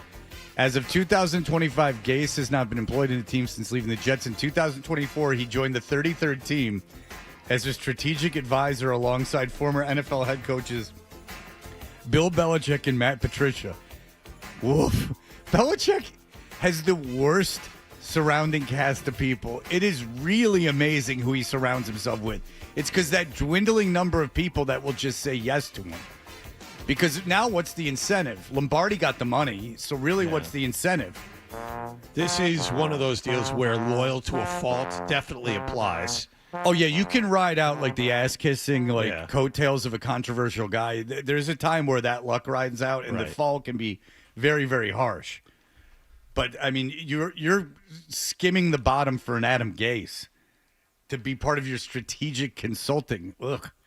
Go ahead. Can we just hand it to Nicholas for big. the recovery on that? I pictured Hardy pacing in his room on the cruise, furious, listening to the stumbling and the not remembering, going, he's going to cost me 2 points. I can't believe I'm doing this. Nicholas is absolutely going to screw me. Big save at the end to put him back in contention. I just picture Hardy just pacing around his room watching the clock go tick. Tick. Tick. When's he get off that boat? On Saturday? I think it's Friday. All right. So it's Tuesday. He's already called the show or texted into He's the only show. halfway through, I know. Halfway. It's the beginning of the second day on that boat. Oh, that's right. He left Saturday, but he got on the boat Sunday. They didn't leave harbor probably until Sunday night. That's right. And he's already texted into the show. Hadn't on even Tuesday. gotten to Key West yet. Yeah, I mean, he's up at 8 in the morning. I mean, he would at least like to think. Oh no, they're not the Key West yet. No, they probably get there this afternoon. Yeah, you figure because the real struggle because they obviously go Key West, Nassau back. Mm-hmm. So they probably dock in Key West today, then dock in Nassau tomorrow. It's not very far, but then they got that. So tomorrow's Wednesday, so probably maybe they get so they'll probably leave there Wednesday night and not get back to Tampa until Friday. So he'll have a full 36 hours on that boat. Just with nothing to do. They have a movie theater. I mean, I guess with old movies. I was just going to say, what kind of movies do we get on a boat? Like, I remember when I was on that awful Disney cruise, Black Panther, but Black Panther had been out for 2 months, and I still didn't watch it, but they had a movie. It was hard to get into the movie theater, too, because no one else has got anything to do. By the way, 2 weeks left of this. I have 7, you have 7, and now Hardy has 6. All right. Well, look, did you see how I helped Nick? You did. That was very caring of me. Maybe you should get an extra half point for that. Yes, I agree. I got an extra half point. Seventh I am in half first point place of the year. I am in first place. All right. So we will be back in just a moment. Stay tuned for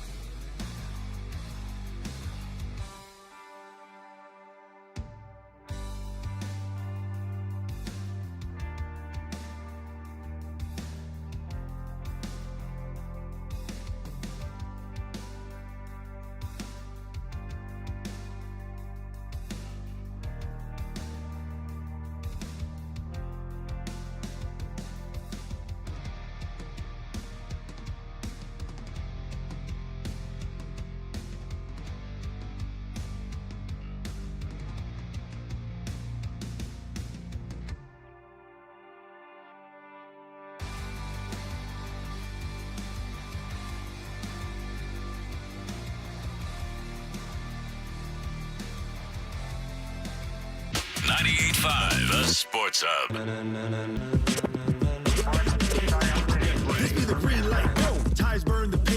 All right, we are Toucher and Hardy. Hardy is pacing alone in a cruise cabin right now, waiting for the sun to set as it just begins to rise over the sea. Andrew Callahan is in studio in his stead. I'm telling you, going on that boat, the 90s cruise, whatever, going on that boat alone was a real risk. It's not like being on the land. Like land, conceivably, you could leave. You're on that boat, you're on that boat.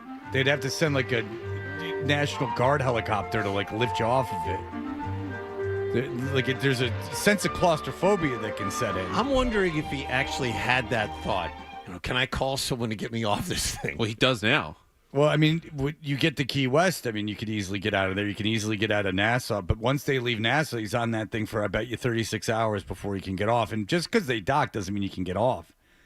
I mean, there's a whole situation, especially internationally. Like when you're coming back international, like you got to go through customs and everything when you come back.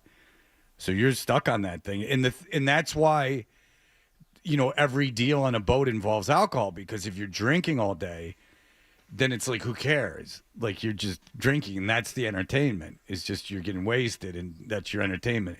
It calms you down. But if you can't drink, normally any vacation, it's fine. But on a boat, just stuck, not knowing anyone, like, what are you going to do? You're just sitting there. Time. Reflection. It's like being in jail, really. I'd really love to talk to Hardy today. Okay. Why give him the mental break? Al, go ahead. How you doing? I'm here in Florida, and I've been listening to Get Up and First Take and all this stuff. And this thing about Stafford being the MVP over Drake May is ridiculous. I went through all the stats, every single stat that I went through, and the only in that time, could you shut the door to your car though? Yeah. Because that's while you're looking up stats, that's fine. Yeah, no.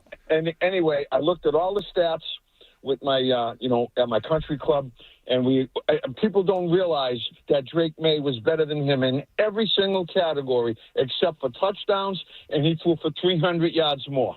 That's it. And Stafford lost all big games that he needed to play in. Right? He was not that good on the road. I mean, May, 9 games on the road, and he wins. And he wins with his legs. Stafford cannot do that. Plus, Stafford's got Devontae Adams and Puka, the 2 best receivers in the league. That's why he had 45 touchdowns, and May had 31, but May had 4 touchdowns rushing plus another 4. Where in Florida do you live? Venice near Sarasota. Oh, I don't live there. I have a winter place. Oh, you've and wintered. It's really great.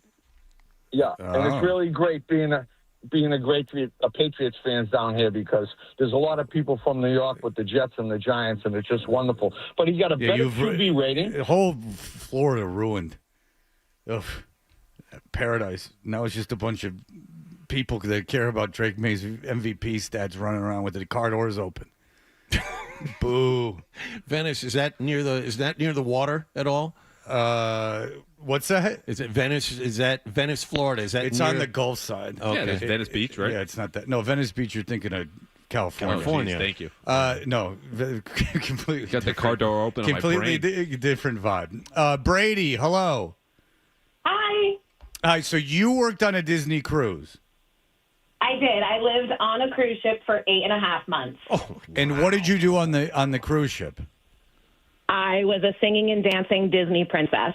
So you must be really hot, because don't you have to be really pretty to be like one of the female heroine characters? I mean, sort of, yeah, but you also need to be it's all about height. If I'm being totally honest, the height rules are far more strict. Right, but you can't be unattractive. You have to keep in shape. Oh, no. Right. No, you can't. And you were a dancer. Now, my old guy I used to work with, Crash Clark, big adult Disney guy, big fan of taking pictures with the female characters. Your thoughts? It's weird. Yeah. Luckily, I was an on-stage princess, not the ones that got to meet the Disney adults, so that was great. But they're there, and, they're cruising. Could you ever figure out why they're there? Like what they're getting out of the whole thing? Oh, no. And, like, the weird thing is some of them will cruise for, like, 4 weeks at a time. They'll just do back-to-back cruises.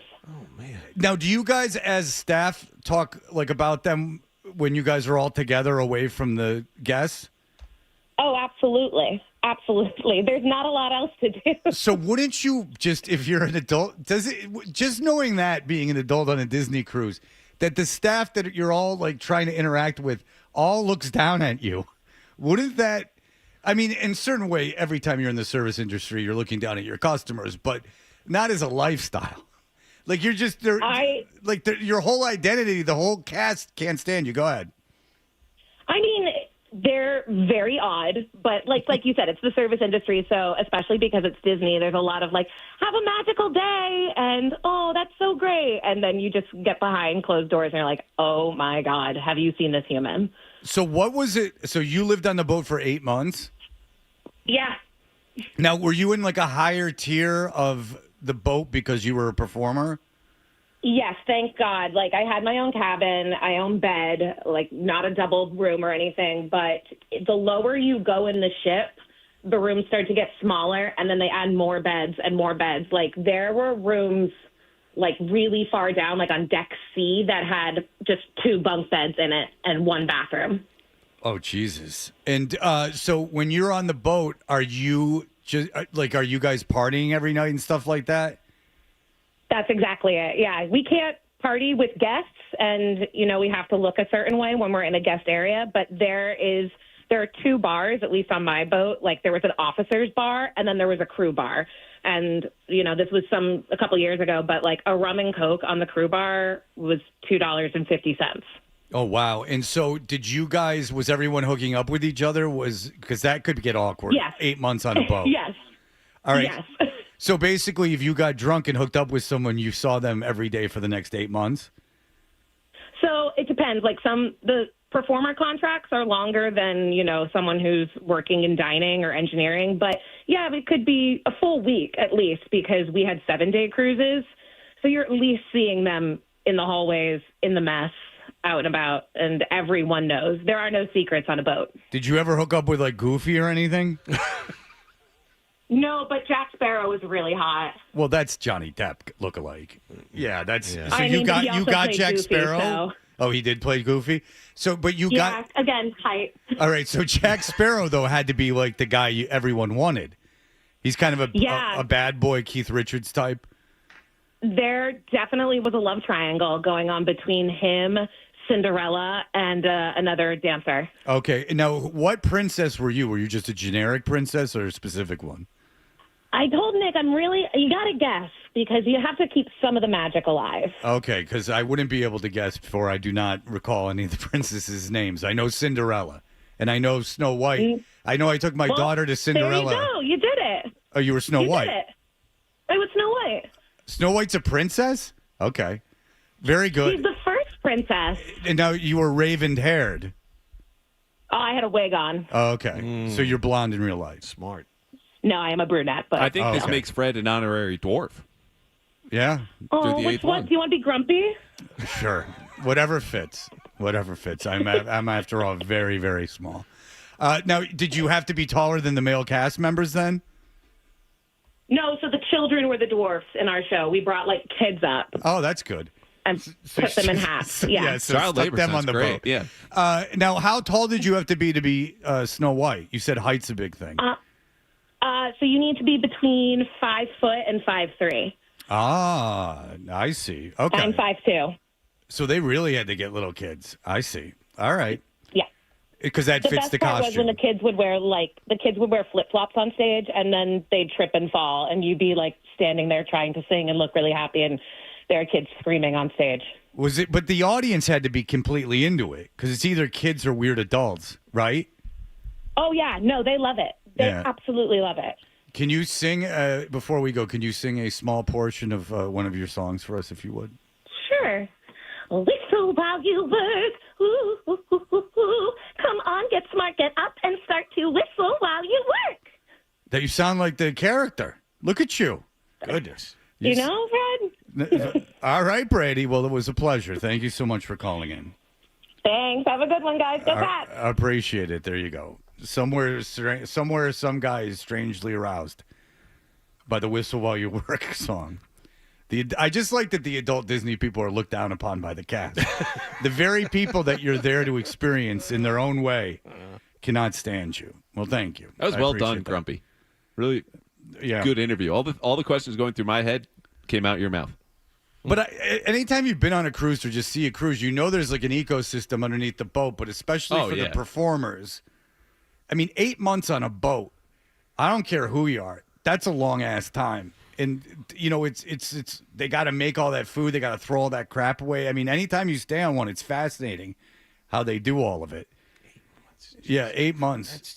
That's too long by about 7.5. And say you're like, you know, in your 20s and you get like blacked out drunk and you like sleep with someone and then you're like, oh, that was a mistake. Oh, whoops-a-daisies. Like, I'm going to like pass them in the hall 15 times a day for the next 3 weeks. Like, that's, you know, it just is a little too incestuous. It's like studying abroad on a cruise on the same boat. 8.5 months you're going there. Yeah, well, yeah. I mean, that whole thing is crazy. Like, it seems like a really good idea, but how much of the cultures you're visiting are you really getting into? And it seems like, but it's just the same thing over and over again. It's just like that. Those schools at sea, like you're like, wow, you're visiting 30 countries, and you think, yeah, you spend like 2 days. Just like, wouldn't it be better just to like Cece, our intern, did go to Rome for like 3 months? Like immerse yourself in the culture. If you're working on a boat for 8.5 months, whatever, you need the money. It's a good job, whatever. But if you're a Disney character and you heard it when she started singing, you have to have not only dress and look a certain way, you have to have a certain type of attitude when you walk around. And you're on the boat in month like 4, and you're only halfway through, and there's no end in sight. I don't know how you maintain that attitude, that peppy attitude. Yeah, and some fat morons like, seriously, Snow White. And you're like, all right, okay. Yeah, enough.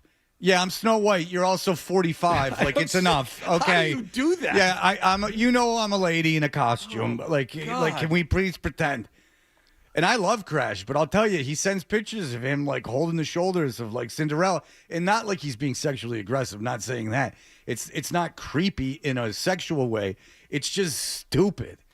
Like, it's like, yeah, it's a girl with a wig on, man. Like what are we doing? And who the hell likes Snow White anyway? Like, did you like Snow White even when you were like 4 years old? Who the hell likes Snow White? All I know, the ride at Disney World, they got rid of it. But the old Snow White ride freaked me out about much as anyone's freaked me out in my entire life. It was Snow White's like insane nightmare. It was called like Nightmare. Nightmare was in it. And you went on a boat, which for whatever reason, and you go around and like they go around this corner, and it's a big ass witch. Like this, like a 20-foot, probably 10-foot witch, just with an apple going, ah! And I was like 5 years old. It's one of my first memories being like, ah! And then my parents got pissed at me because I didn't want to go on any more of the rides. Like, that's enough. Thank you. You've given me the panic attack. Kevin, go ahead. Oh, hey, real quick. Fred, I thought you did a great job with Brady there, digging a little bit deeper into that fascination with the adult Disney crew. I'd love to have like someone on like that, like as a guest, like dig deeper. That was awesome. That's all I got to say. All right. Have a good day, guys. Well, listen, the football season's ending. Brady, if you're listening, email us. And we will have you in studio. Why not? We'll have plenty of time. I should have put her on hold. I thought if I put her on hold, though, people would think I was hitting on her. So, yeah, we'd have her in studio. All right. So, Brady, email us. Email anyone on the show you want. You can email me, Adam, email any of us. We'll be back in just a moment. Here are the headlines. Sports Hub headlines. Presented.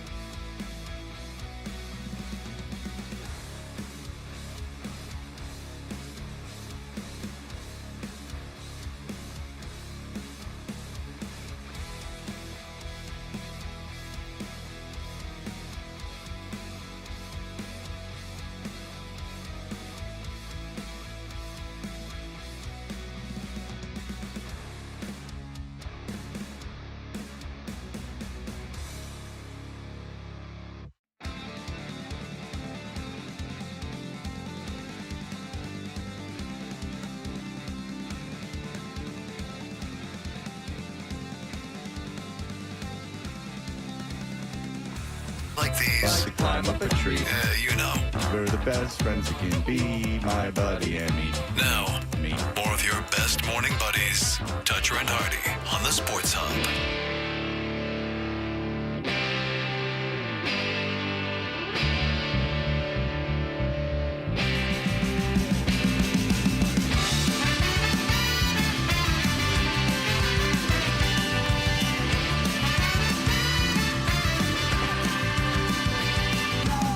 It's like a Fairley Brothers movie.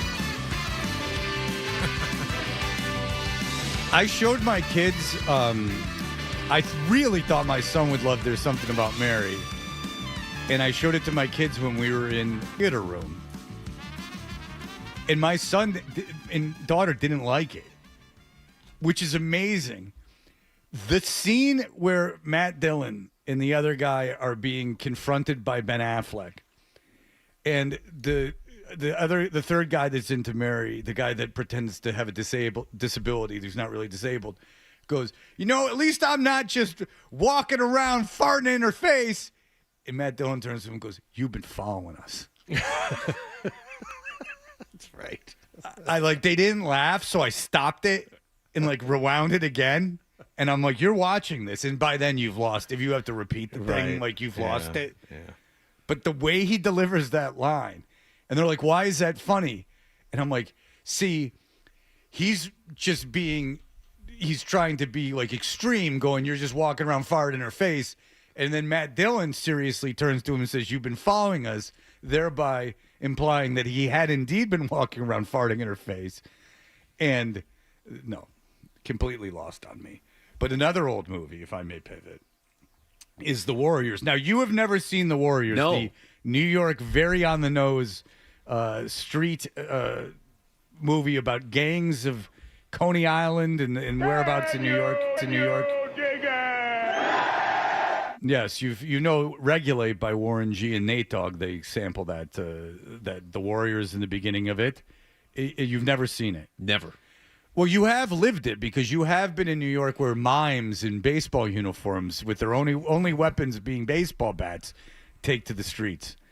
I'd imagine they'd be taken down very quickly by the gang with a gun. Anybody would take them down. Well, yes. no, the gang with the gun would be the gang. Pretty much. And also, if you're trying to blend in, maybe not with the mime makeup and the baseball uniforms, easily picked out of a crowd. But in the 70s in New York, I did go down a rabbit hole years ago. There are documentaries and stuff about it, and like photographers taking pictures. Dudes really dressed in in these Bronx gangs, was it Houdini? With headdresses and leather vests and stuff. They kind of dress like bikers and Native Americans. Your dad says they didn't, actually. No, he wasn't around in the that. 70s. He was He said none of this No, happened. late 60s. I think it was Houdini. The freaks come out at night, Houdini. I think it was. Well, that whole Marley Marr thing, in the late 70s, if you saw it now, you would be like, what the hell's going on? There's some special needs gang or something. But at the time, in the late 70s, you'd be, and they were dangerous ass gangs, but they would wear full on headdresses and Native American leather vests and stuff, and they'd be hanging out in the Bronx. I'm seeing a lot of leather vests because I Googled. Yeah. Just looking at the images, a lot of denim. So No the headdresses Warriors, yet, though. the Warriors, the movie seems absolutely ludicrous in retrospect, but in fairness, now look, were there mimes as baseball players? Probably not. But that whole American Indian, Native American situation with the vests and the headdresses, very much true. Very surprising. Awful. The Bronx, real post World War II London going on there, with the broken down buildings and everything. We've all seen the message. Well, anyway, if you're wondering why Mike Vrabel after the game said Warriors in a cringy way, this might explain it. Here is Mac Hollins coming into the game. So in the movie, what happens is the guy's got 2 Coke bottles, and he's got them on his fingers, and he's clanking them, and he's saying, "Warriors, come out and play." Come out to play, Warriors. Come out to play. Yet somehow God still found it appropriate for the Patriots to win that game after that display. They're road warriors, Fred. And That's I what would they say are. Hollins is faking it, but then you saw him like in the huddle while they were playing like music in the stadium, like dancing around. But I don't think he knows the cameras on him. Like, I really don't. I think he's just he might just be a free spirit. No, he is. You're absolutely right. Yeah. Also, the effort it would take to go get those like brown bottles, like old soda bottles. That's not stop and shop, pick those up. Yeah. I mean, we did make fun of Arian Foster and that Texans team for coming in Letterman jackets. Yeah. And now Bob Kraft is wearing a Letterman jacket, which we haven't discussed. What the hell's going on with that? I don't know. Even if that's some kind of like street fashion. 1950s, it's back to the music we always play. Doo-wop, doo-wop. But, I mean, it's an 83, 84, 85-year-old. How the hell old is he? You got to be 84, 84. right? Yeah. 84-year-old man in a Letterman's jacket. At the Celtics game last night, too, the hustle. What? It's a late night. Courtside of the Celtics last game. night. And a game that started past his bedtime, too. It's pretty Go live impressive, it up while actually. you can. Yeah. Well, who knows what he's got access to? All kinds of, like, the red blood cell treatments and stuff. Who knows what he's got going on? He's got the stem cells flying all over the place. You know, these rich guys, they get whatever they want. But, I mean, even if this is like street fashion and I don't understand it, the whatever Letterman jacket he's co-opting, I still don't care for it. I don't like that. Kraft was earliest, as I recall, earliest when it was cool on the sneakers with the suit. Because before him, it was like, that's an Ellen DeGeneres thing. Now you see it everywhere. You're saying you stole lesbian culture. I understand. Please, the Boston Herald's saying that, really, not just Andrew Callahan. Yeah. Well, listen, the Boston Herald has been on the very edge of gay culture for a very long time. Mike Giardi is going to join us. This is by Andrew Callahan's request. Apparently, they're quite good mates. We will have Mike Giardi on in just a moment. You're listening to Toucher and Hardy on the Sports Hub.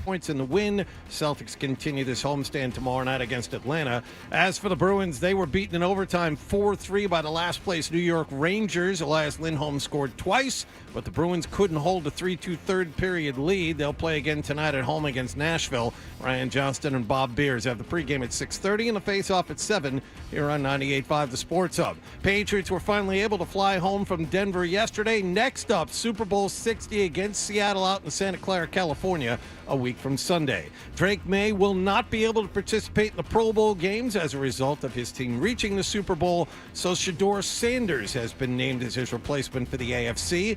And Mike McDaniel, the former Miami Dolphins head coach, officially hired yesterday as the LA Chargers' new offensive coordinator. Sports Hub headlines are brought to you by the $14.99 Big Deal Meals at the 99, like the juicy chopped sirloin. All Big Deal Meals are now available all day, every day for just $14.99. You gotta love the nines. I'm John Wallach on Boston's Home for Sports, 98.5 The Sports Hub. Your next update at 9:30. Patriots. Plows his way forward. Bruins. And stuffs it home. Celtics. Deep three. And hit it. Wow. The Sports Hub. Hey, listen, if you've got to go, we understand, but make sure you bring the Sports Hub app with you so you can hear more of Todger and Hardy. That's what I want on my tombstone. On the Sports Hub. As week after week after week, we knew that we could stack W's, and at the end of the day, we knew that we could be one of these teams that's, AFC championship type team. So all we did was just take it 1 week at a time and not look too. Giardi. What do you do with Giardi, Callahan? We podcast most Monday nights, except for last Monday night, live, doing film stuff. We have some fun with segments called Dad Pod, Let Me Have It. And usually goes, like an hour, 90 minutes? This is all the same podcast. Yeah, my podcast. Okay. I thought you During had the season. several different ones. Nope. Okay. No. Mike Giardi, he writes for the Boston Sports Journal, and he does many, many podcasts with Andrew Callahan. Hello, Mike Giardi. Mr. Toucher, Andrew Wallach. There you go. There's your boy. Your boy came in hot today. He's almost like He's so overtired. excited. Wallach came in hot this morning, very hot. And all of us are tired because of the snow and all the physical labor. But John's reaction to it was almost his body was rebelling against him and making him all hyper. It was quite a bit to deal with. He was a shrieking eagle, there's no question. So, Mike Giardi, have you heard that Drake May is hurt? Yes, I have heard that. I mean, if people want to say that that's why he went 10 for 21 for 86 yards against the Denver Broncos, I watched the tape. I think Andrew did as well. I didn't see anything. I mean, we'll see. They got 2 weeks to get healthy and get ready. I think Vrabel's talked about this. Eddie Coach talks about this. They're playing their 21st game. Nobody feels great at this point, but I suspect he'll be just fine for Super Bowl Sunday. So we're going to get injury reports this week, I believe, and then again next week. Is there anything else? I mean, Robert Spillane had an ankle, or is it really just all about May? Because for the most part, this team has been healthy, and I think, even despite the injuries they had late November, early December, is one of the biggest reasons that they're here. Yeah, I didn't notice anything, Andrew, from the game on Sunday, other than the Spillane thing, as you mentioned. And, he came back out from the locker room and was sort of trying to work through it on the sideline. So 2 weeks to get ready. I suspect that they'll do everything they can to get him on the field for that Sunday. But otherwise, I think you're right. I think they've, they had that little spell after you cursed them, Andrew, with your story about how no one got hurt. They did. They had that little spell where they lost some key guys. And then maybe that actually paid some dividends for them here in the long term because those guys are a little bit fresher here at the end. You're welcome, then. I'm watching Drake May play, and he did not have a good day throwing the football, injury or no injury. But the one thing I took away from this, Mike, is the moment's never too big for this kid. He should have thrown an interception very early, but then dialed it back in. He made plays at the end of the game that you don't expect a kid like him to make. I would say, John, that he was a little jittery at the start. I think he was a little quick. I think he was a little indecisive at times. I think that led to a couple sacks or hits that he took. But then, to your point, I think he started to settle in. And really, much like we saw with the 37-yard run before the half against, was that the Chargers or the Texans? The Chargers. He that settled him in. Same thing with the legs in this game where, he started to use his legs a little bit more. And I just think, okay, it's not going great with the throwing stuff, but I'm still capable of making plays with my legs. And I actually thought that in some cases that helped sharpen his decision-making as he went along as well. So, yeah, I think he eventually finds a good level in these games, even if, as you mentioned, the passing numbers weren't great. they've made 3 quarterbacks in a row, I guess each progressively a little easier, lose their minds. What are the chances? I would suppose if you're looking at both teams and you look at the Super Bowl, Darnold, as well as he's played this year, I guess is a bit of a vulnerability because can be erratic and he, doesn't have a long history of being a really good quarterback. Do you think that the Patriots can do to Darnold what they've been able to do to the 3 quarterbacks they've played so far in the playoffs? I think there's a real chance for it, Fred. I think the way that they have sort of changed their DNA defensively over the last 6-7 weeks it's here. It's real, and you're seeing it. As you mentioned, look, Jared Stidham is not Bo Nix or Justin Herbert or whoever you want to talk about, but like they've turned these guys into puddles at various points during the course of games, and Darnold does have that in his reputation. He does have that in his history. And while I thought his game on Sunday was probably the best I've ever seen him play, and not that I've watched every Sam Darnold game, as I'm sure you had to suffer through a few of those in his Jets days, but he's still, I think he led the league in turnovers for a quarterback this year. So that's still part of who he is. So 1 or 2 turnovers in the Super Bowl, maybe a couple boneheaded decisions, that could be the thing that turns a game for you.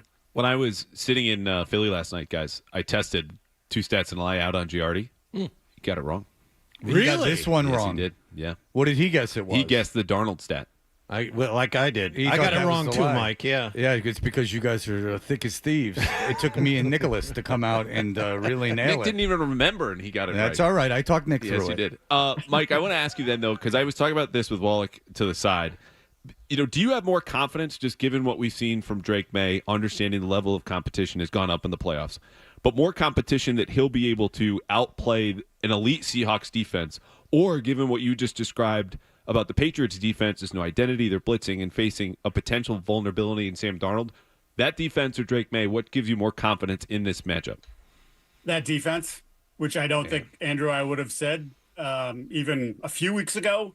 But I do think that what they've accomplished here is real. And Stidham, obviously, that's a different situation. I hadn't thrown a pass in 749 days.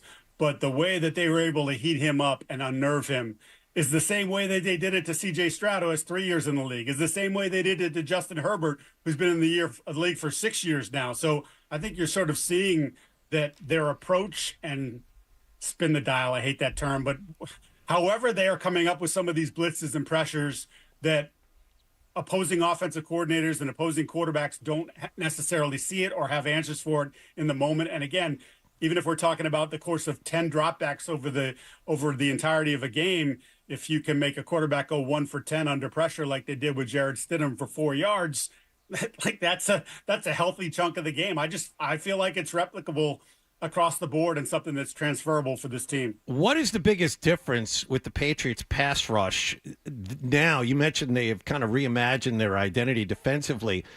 Guys like Chason and Milt Williams and some of the sub guys come in and they're able to get heat on the quarterback while rushing just 4 guys. How is that possible now where it wasn't a couple of months ago? Well, I would say, first of all, getting Williams back and he looks as quick as he did at the beginning of the season, I think has been a fantastic trickle-down effect across the course of the defensive line. I think Christian Barmore has, after a very uneven season, I think he has shown up big in the last couple of weeks and certainly feeds off of what Williams does next to him. I think he's a much better player when there's some more attention on Milton Williams. And then I will say this, and this is Andrew's guy. He loves K'Lavon Chason, fell in love with him back in the summertime. Like, that dude is earning himself a lot of money here during the postseason. This run has been fantastic for him. That was very Trumpian of you. That sounded. It did sound like that, yeah. They have big league contract. Best pass rusher ever. I've never seen anyone better than him. Huge. So I think he's just played some terrific football. And the funny thing about him is, and Andrew and I have talked about this a million times over the course of the year, he's a guy you target against when you're running the football. He's just not very good at it. He's actually become average, maybe slightly above average here during the postseason doing it. So it's almost like, hey, we're almost at the end here. I can give you just a little bit more in the run game. And he's been a real complete player for them over the last 3 weeks. And so you think it's a matter because the Denver offensive line was billed as being this incredible offensive line, and they were outplayed in that game. Yeah, well, I'll say this. I went into it not having a ton of faith in a lot of the things that we were talking about in Denver and some of the narratives. I didn't think their offensive line's all that great. And I think the Patriots showed you that they weren't all that great. It certainly did help that Wattenberg came back off the injury, their center, and didn't look like the guy he was pre-injury. But that's the decision that they made. And like Quinn Meinerz is one of those guys. He's 77. He's got the big belly that everybody loved coming out of college because he had the big belly and like, oh, embrace this thing. I think he's a little overrated too. And I think Milton Williams and Christian Barmore showed you that. Yeah, and I think it showed too that those specific matchups, like the Patriots' strength is still in the middle with Williams and Barmore. And Garrett Bowles is a great left tackle for the Broncos, but he's not helping in the middle. So when you got a banged up center and you look ahead to Seattle, where they've got some vulnerabilities, as Doug Hyde outlined earlier, that could be another matchup they stress. But again, I think a lot of this does come down to the blitz, Mike, and how they've been able to weaponize it with both Christian Gonzalez and Carlton Davis in coverage. Are we still talking enough about Zach Core, a dude who is entering his first year as a position coach in the league, but now has been basically as hot as a play caller as his defense has been on the field? I think Zach falls under the same umbrella that all of Belichick's defensive coordinators did, where Mike Vrabel's a defense-first guy. And so Vrabel, when you look at the scheme and the way they're playing, you wonder how much of this is Zach and how much of this is Mike. They've never quite outlined what it's like, Andrew, so I can't specifically tell you Zach's responsible for 92% or 65% or whatever the number is. But yeah, I think you're right. I think he's done a terrific job. I think we looked at the early in the year after he took over for Terrell, who blitzed the hell out of the Raiders in the first game. And then, obviously with his health situation, Zach takes over. And what's the identity? What are they trying to get to here? And I think as we were talking about the 4-man pass rush and not really having it, it was almost like they got to this point in December or whatever. Well, yeah, December, where they're just like, you know what? We can't do this and expect that we're gonna go far with this pass rush. So we have to mix it up. And I think they varied it up. And I think that Zach deserves a lot of credit for that and for having the right calls at the right times, because there's been a lot of moments during the course of the last 3 weeks or so where you're like, it's a big play here, and his defense and the scheme of the defense and what he's called has been better than what the offense has delivered. Yeah, the 4th and 1. He outsmarted Sean Payton on that, which Sean Payton admitted to ESPN after the game. Yep. So here's and I can't believe that Sean Payton actually admitted that he made a mistake. Yeah, it is quite amazing, actually. Seth Wickersham had a whole article on that yesterday, how he overthought things and changed his play call, and that's what wound up costing him the game. This question's for the room. If and when Terrell Williams rejoins the team during the summer, what happens to Zach Core based on what he's done this season? He sticks around. Does he, or could he be hired as a defensive coordinator somewhere else? No, I think it'll be too late in the process for other teams. I mean, his profile's definitely risen, and you're going to get a million stories at a Super Bowl week. But, maybe he gets a bump as pass game coordinator or run game coordinator on the defense, because now you've got one on the offensive side in Thomas Brown. So I think, yeah, he definitely deserves a raise. But if Terrell Williams comes back, I mean, he was, and Jardy, correct me if I'm wrong, Mike's first choice to be his DC far and away. Yeah, no question. And, I remember when they hired him, just talking to people around the league, and they're like, it was long overdue for Terrell. So I don't think you can. I mean, he's got a contract that makes him as the DC. I just don't think that they would move him off that spot at this point. I think he gets the opportunity, if he's healthy, to come back and do what he was hired to do. Yeah, I mean, you sort of have a moral imperative at that point. I mean, he's a coach, not a player. I mean, I wasn't talking about getting rid of. I was talking about what Zach Core would happen with him. I mean, it's just your lack of empathy is really systematic of this country right now. You want a fun fact that both of you can use, Callahan and Giardi. I don't know if you know this, but Mike McDonald is the first ever, they're saying, Super Bowl coach to call his own defensive plays. First ever Super Bowl head coach to call his own defensive plays. They grant that Belichick probably, as we saw in that first Seattle Super Bowl, did so at times. But there was a defensive coordinator that in title, part of their responsibilities was calling defensive plays. And that is just a nugget. Now, you might want to double check that with your editors at your respected publications, but there you go. My gift to you. Thank Fred, you. You are so giving. Well, you're welcome. And now I look forward to reading about that in the Boston Sports Journal. Mike Giardi, a pleasure, sir. Enjoy. Sorry we didn't get that podcast with you and Callahan. Maybe tonight. We're gonna do it. We're gonna do it later today. It's gonna set the internet on fire. All right. What time? Because he's not responded to my text asking about that last Giardi's night. very That bad. sounds right. That's very on bad brand. about He might have been responding asleep. to Though. text. It was about 9 o'clock. Yeah, if you call him too early, you'll never get a response. That's true. Yeah, Wallach, what did you win in that bet with Adam 12 last week? I won a lot of money. Trust me. What was the bet? The bet was he wouldn't come on before 8:20 ever. Oh yeah, we all know Giardi won't come on. Before No. No, he needs his beauty speech. I'm barely functioning right now.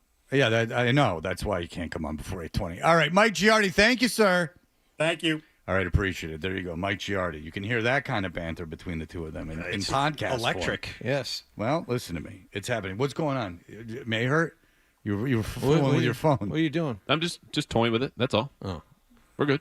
No one texted you that May was hurt? Nope. You see, no one's texting me back nowadays. Whenever Not even Giardi. Really? Whenever you see a writer playing with his phone, you have the same instinct. What's he looking at? What's he digging into? Well, I would either tease it or I would just spit it out. Promise.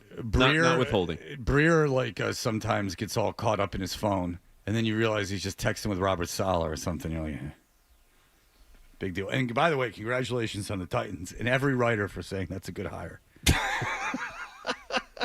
I didn't get that. Yeah. Why It's now? Like, fine.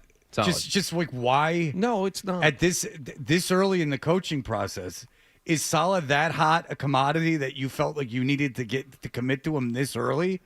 Well, I felt like both sides weren't getting anybody better.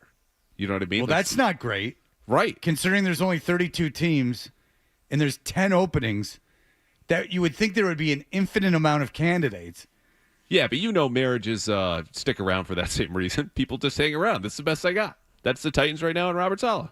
If you're a Titans fan, it's just got to be so disappointing. It's like you had Vrabel, whatever, you got into it with ownership and the GM, and there was whatever. All right, things happen. So you have then you hire a guy, you fire him, and then you go, okay, here we go. Like the rebuild starting. There's 10 openings. I wonder who we'll get. And then you go, well, maybe you sit it out. Because at that point, I go, look, we're not going to get Harbaugh, and we're not going to get one of the big stud coaching guys, probably, right? Because of the amount of openings. So let's counter that by doing like an exceptional amount of due diligence and finding maybe a diamond in the rough. Like, for instance, the Tomlin hire for the Steelers years ago. Like that might even been a Rooney Rule situation where he just impressed them. Like, I don't think Tomlin, they were really considering for the coaching job when they talked to him, at least at first. This is the story I've heard. So maybe you back into a guy if you just cast the net so wide. They said, nah. Let's take the guy who wins 4 or 5 games a year. Give it to him. And I've said this before. Whose team got shelled for 59 points in the playoff the last game he was defensive coordinator for. Who do you want your overall number one pick, your quarterback, to lead him into the future? Why not hire a guy who has a history of destroying young quarterbacks? Let's bring him in. Let's throw his first offensive coordinator under the bus. Yes. So let's do that. And ended up then with the worst offensive coordinator maybe in the history of football. Oh, thank God I've already forgotten his name. Hackett. Yeah, thanks. Well, that was because it was an Aaron Rodgers pick. Yeah, No? but Yeah. he gave into it. I mean, Right. they all gave into it. They all let Rodgers Run the show. and pick half his receivers, who all ended up being horrible. Yeah, it was a bit of a situation. Maybe this is good news for Cam Ward. He gets to make his pick. Yeah. Maybe his uncle could be offensive coordinator. How could let's investigate that Miami team from when he played, who's still sticking around. Maybe they're out there in high school or something. All right, we'll be back in just a moment. You're listening to Toucher and Hardy on the Sports Hub. Men, if last year was frustrating when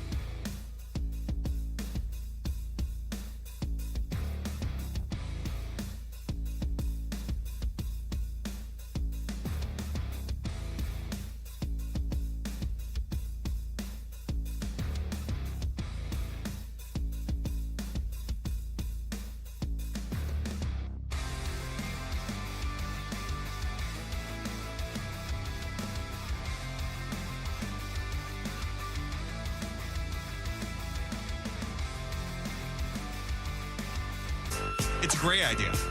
Let's do the email bit.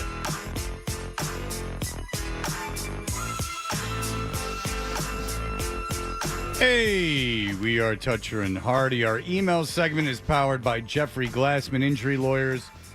If you've been hurt in a car or work accident, you got to get Glassman. Don't just send an email. Call all sevens at 617-777-7777 or visit gottagetglassman.com. A guy, very excitable salesperson, came up to me in the hall. He goes, did you talk? Did you get the number of the woman that called in that was the Snow White performer on the cruise? He said you had great chemistry. And I'm like, no, I didn't ask for it. Someone called in and said you want to have her on the air again. And it just turns out, tell me if this sounds queer to you at all. Adam and her follow each other on Instagram. Interesting. And I said, right? And I said, how? Like, if you don't know each other, how? I know why she would follow you. You're a big celebrity. Mm-hmm. But why do you follow her? They don't know each other. They just follow each other on Instagram. Odd. Queer. Strange. You know everybody that you follow on Instagram? No, but there's a reason I'm following them. If they're not famous, I know them. Why? That's the question you should ask, Adam. Why are you following her? I follow about 500 people on Instagram. I find that having a balance. If here's the thing, John, if you follow too few people, dodging. No, I'm explaining. If you follow too few people, like Fred, you might have a little problem with reach. If you're like the ratio of who you follow versus who follows you is a little bit out of whack. That's what I've learned, at least from working with the social media stuff, is if the ratio is out of whack, it will kind of not serve your content to enough people. But if you follow more people, then it serves your content to more people. At the same time, when you follow someone, it's for a reason. I mean, did you follow her because she's good looking? Did you follow her because she's a Disney princess? Did you follow her because you listen to the show and she had interesting things to say about it. So, Dan Roach says, let's have her in studio for an hour tomorrow. Okay, so oh yeah, that was what I was going to pitch after the meeting today. To say how do we get her to call in when Dan's in studio tomorrow, Thursday? Well, she would have to come in. She can't. She's in New York City, so she's not. Is she a Boston performing? Person. I didn't ask. I can. She's in New York City, but she's listening to the show? Correct. Interesting. Yeah. All right. Yeah. Very interesting. Yeah. And it's interesting that Adam and her talk to each other. So buy her in a Acela ticket and let's have her in here so we can have Dan Roach get uncomfortably excited. Well, he's a Disney adult. Well, that's why she would come in while Dan's here. Right. That's why Dan wasn't saying that he wanted her to come in for any kind of like affection. Just Q&A? No, it was just that he... The selfie? Yeah, I mean, it would be like if there was it would be the same if a guy played Mickey. And he would want the guy in studio. Like, male, female, it's genderless to him. It's just all about Dan is a being different under that breed apron. of Disney adult. But I would like to ask Dan about the app Outworth, the disrespect that the adults are talked about within the cast. Like Disney cast members, according to our guest, obviously spoke down about the adult guests and thought they were odd and weird. I wonder how that affects Dan at all. I think if you're hooked, you don't care. That's impossible to me. That's like getting a prostitute. That's like pretend, like having that whole facade that this is in some way like a real relationship. Like if you know that they can't stand you, but that yet they're going, have a magical day, but in their head they're going, get the F away from me. And you know that. How can that not ruin everything for you? Because I don't think they see Brady. They see Snow White. You know what I mean? There's a suspension of belief there that's driving the whole revisiting of the Disney cruises or the Disney in the first place. But there has to be some part of your brain. Well, then you're insane. Yeah. Like if you don't. How else have you been talking about Disney adults the whole show? Not insane. Like my opinion of why Disney adults exist and like guys like Dan is that there's like this childlike innocence to it.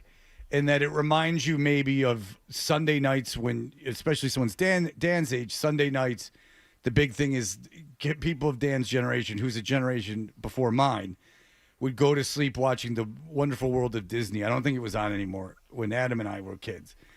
But so there might be this nostalgia, and then you bring your own kids there, and then you want to kind of relive that. My kids were never that into Disney. But and so maybe that's what I've always gotten from Crash is like that it was some kind of purity in his life. Like even though he goes and gets wasted at Epcot, I don't really understand, but like whatever, it represents some kind of like Lysol generic happiness. Which if you can, but this is a guy who listens to the Superman theme every time he's on a plane during takeoff. So I mean, I don't know what to tell. Like who cried during the new Superman? Like cried. Yeah. He hated it that much? No, it was in his joy, but I don't so I don't understand. But to me, I guess I'm overly self-aware of when people would, not when I'm performing, but like when I'm in real life circumstances, if someone maybe too sensitive to the fact that these people can't stand us. Like if I sit at a bar for whatever reason, now that I don't drink, I'll put like $40 on the bar and go, I'm not going to drink. I'm sorry. Like if I'm sticking around, like I'll give them $40 and go, look, I'm not drinking. Is this cool if I like watch part of the game here? Like just the idea. And I was in the service industry for so long. I know how much you're looked down upon as a customer. There's really nothing you can do about it. It's just the way that it is. But I know how much we all hated customers everywhere I worked, and for a good reason a lot of times. But I just couldn't, especially when you're making yourself that vulnerable, like dancing up to someone in costume and going like, "Tee-hee, can I take a picture with you?" And meanwhile, they're like some girl on a cruise that's trying to like get a job in New York, and they don't care anything about Snow White. Yeah, and then you gotta they don't even want to sing the song. Like, doesn't that ruin it for you? Like that they don't like you? You don't have to convince me. I'm not on those cruises. She also had that ready to go. There has to be a piece for her though that there's like an enjoyment that outweighs all that stuff you're talking about. To be a paid performer. Yeah. I mean, if you want to be a dancer and a singer, if you want to be a theater performer, there's only so many jobs, and unless you just want to quit, I would imagine if you can sustain yourself just doing that work, that's pretty much a goal. Yeah, but again, you want to perform, but it wasn't her. I have to believe this wasn't the end game to her career. Well, that's what I'm saying. Yeah, that's specifically what I'm saying. That's exactly what I'm saying, is that it wasn't the end game. That if you quit just because you didn't get your dream job, if you had a job that's tough to do, then you'd never get your dream job. I mean, if you just quit because you had to go take a job on a Disney cruise, the idea is you get as many jobs as you can to get as much experience you can, so when something opens up that you feel is a great opportunity, you're ready. So that's what I would imagine. That's how I would look at the staff on a boat, is that that are performing on a boat, is that they have some kind of bigger goal than in entertaining me. Next questions for her whenever she comes back in studio or on the phone.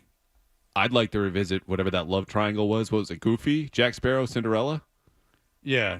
No, he was Jack Sparrow, Cinderella, and Snow White were having there was like a triumvirate. But again, if you're Jack Sparrow, that's unfair. Because that means that you look enough like Johnny Depp, where I'd imagine if any girl's really into Johnny Depp, and a lot of girls are, that just by nature of you having that costume on, that might be a don't take the costume off kind of situation. Like, you can take your pants off, but leave on all the other crap. I'm going to pretend you're Johnny Depp here for a few minutes. This is an email. You can email us. You can go to 985thesportshub.com. You can follow us on socials. Adam will follow you right back. Did you do the sponsorship? I did not. Oh, yeah, I did. Okay, thank you. You can go to at Toucher and Hardy, and you can go to at Fred Toucher on Instagram, where I must stop following people back because I'm not getting that algorithm going. Johnny Wallgame. Yes. Pick that beak up and be a man. Nick came in earlier and bullied you, saying you're talking too much. While he may be right and has that distracting big booty, you can't take that crap from him. Clap back at Nick. The options are endless. I don't think that's what he meant. And then he gives you some ideas, like his relationship with family and his smell. He said, just be careful, John. Nick may be coming for your job, pal. That's possible. I hadn't thought of that. I mean, his I don't think so, two stats record is now better than yours. Spotless. Yes. That's right. Oh, Brady, the Disney princess, has emailed me.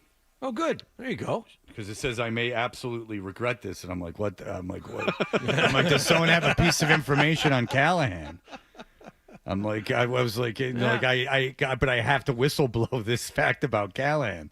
I thought it was funny, just in real time. I was like, ooh, I might absolutely regret Like I this. screwed up another 2 stats. And then yeah, exactly. And then I read it, and I'm like, it said Brady, and I'm like, Tom Brady?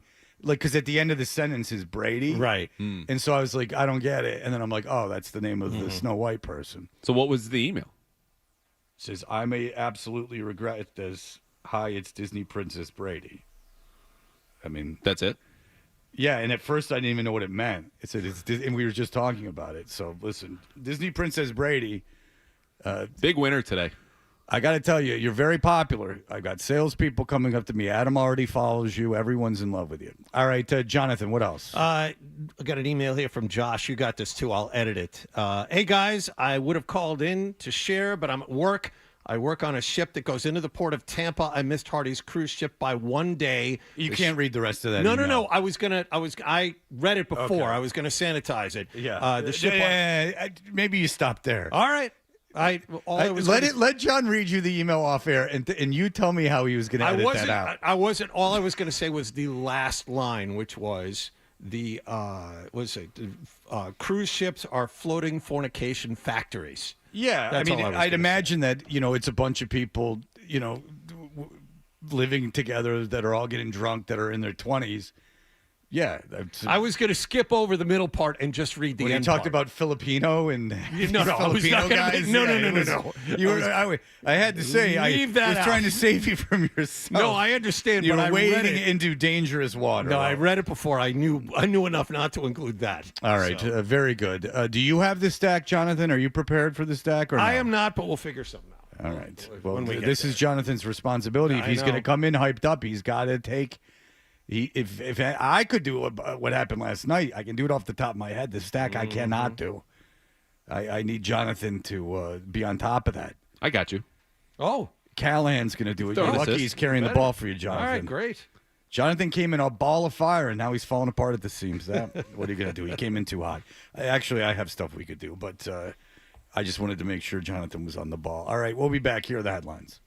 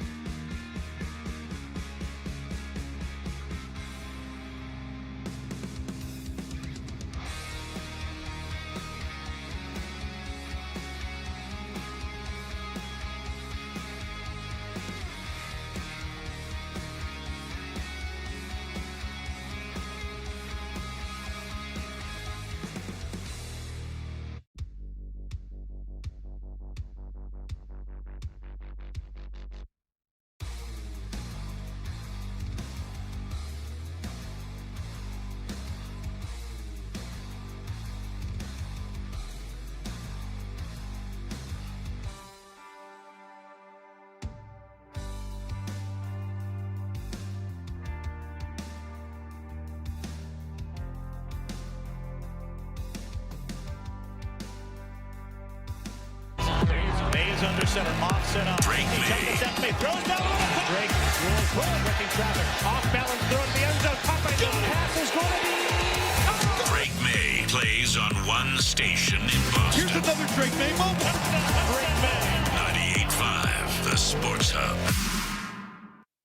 Fred, what's it like to work with Hardy and Wallace? What a golden ticket I've gotten. There you have it. Toucher and Hardy resumes on the Sports Hub. We know what you're thinking. What could I possibly have missed from the show? It's time for The Stack on Toucher and Hardy. We are Toucher and Hardy. Callahan's in for Hardy today. The Stack is brought to you by New England's largest Volkswagen dealer group, Colonial VW. Located in Medford, Wellesley, and Westboro. Come see the amazing finance and lease hustle on. Yeah. You know, I'm grinding. The very definition, shoveling all that snow, is grinding away. Yes. It just, it just doubles down. It just keeps, my advice to you is if you don't have to get up at 4 o'clock in the morning, do not get up at 4 o'clock in the morning. It's counterproductive completely. Yeah. Because now I feel like garbage. Mm-hmm. Because I actually did something strenuous, and that is not my nature that early. I understand people get up to get the workout out of the way, or you run with a headlight on Right. at 5 in the morning in the middle of the road in Newton. Yep. And not the middle of a residential road, in the middle of Beacon Street in Newton. Got to train for the marathon, Fred. Very important. As is your prerogative. Yes.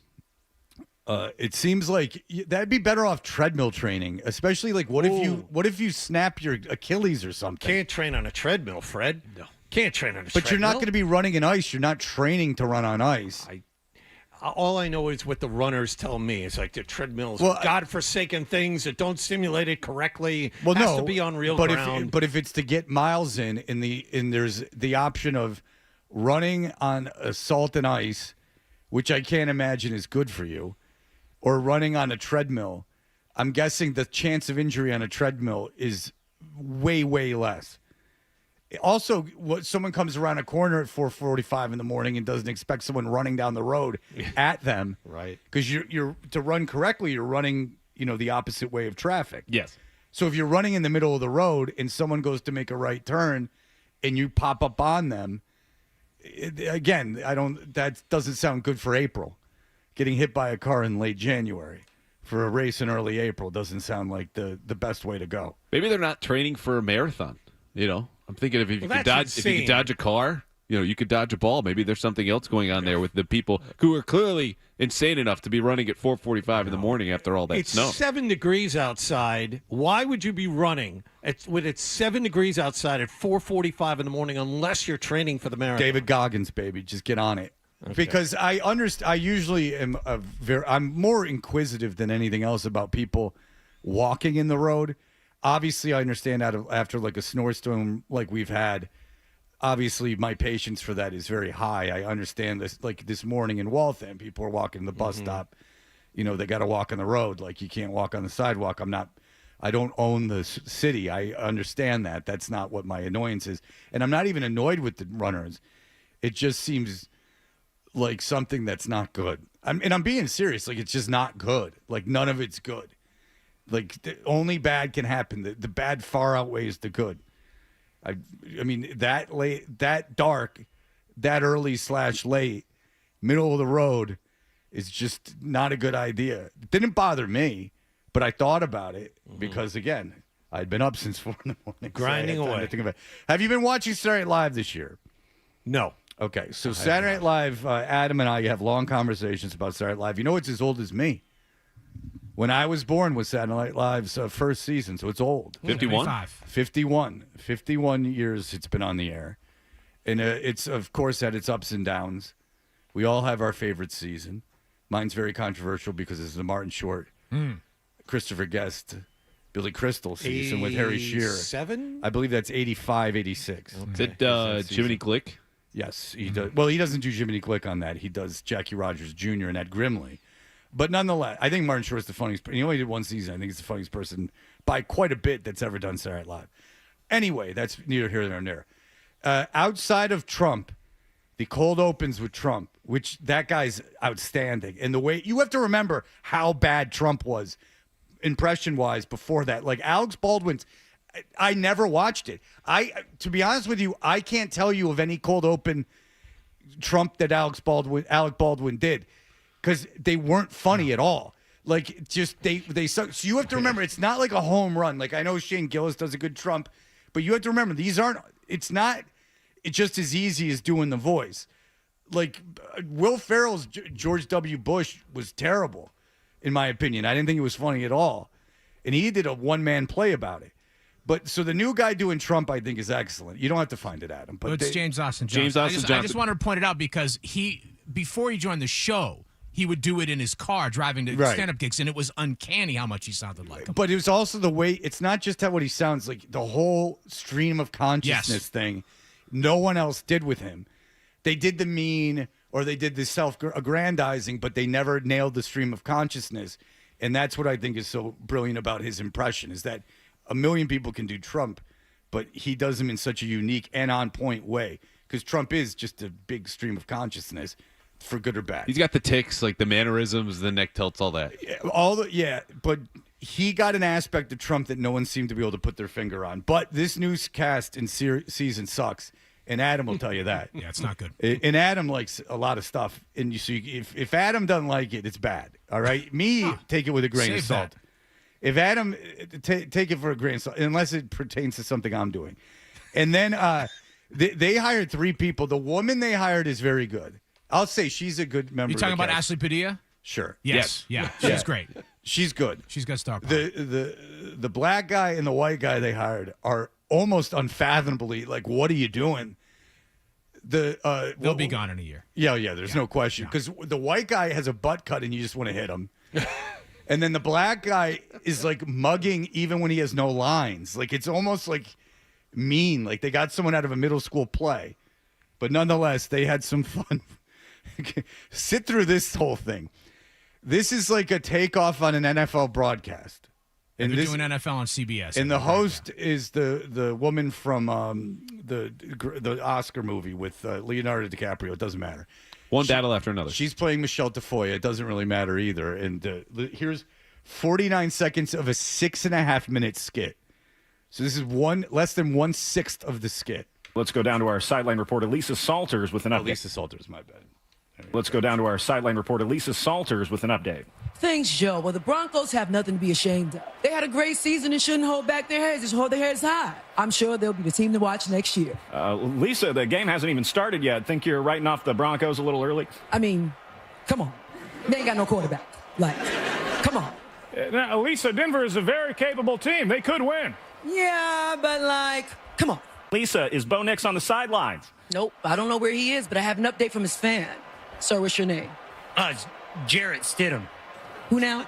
Jarrett Stidham. I'm Denver's starting quarterback tonight. Okay, well, congrats on a great season and better luck next year. Hold on, Lisa. We got a great team here. I think we can win this game. Yeah, but Jarrett, come on. Back to you, Troy. Yeah, not in execution nor in concept. I don't really understand how that got past the one joke. 6.5 minutes, too. And you know how many writers they had pitching stuff? A ton. Like, they got like 100 pitches that they have to sift down to like 7 sketches, and that's when they picked.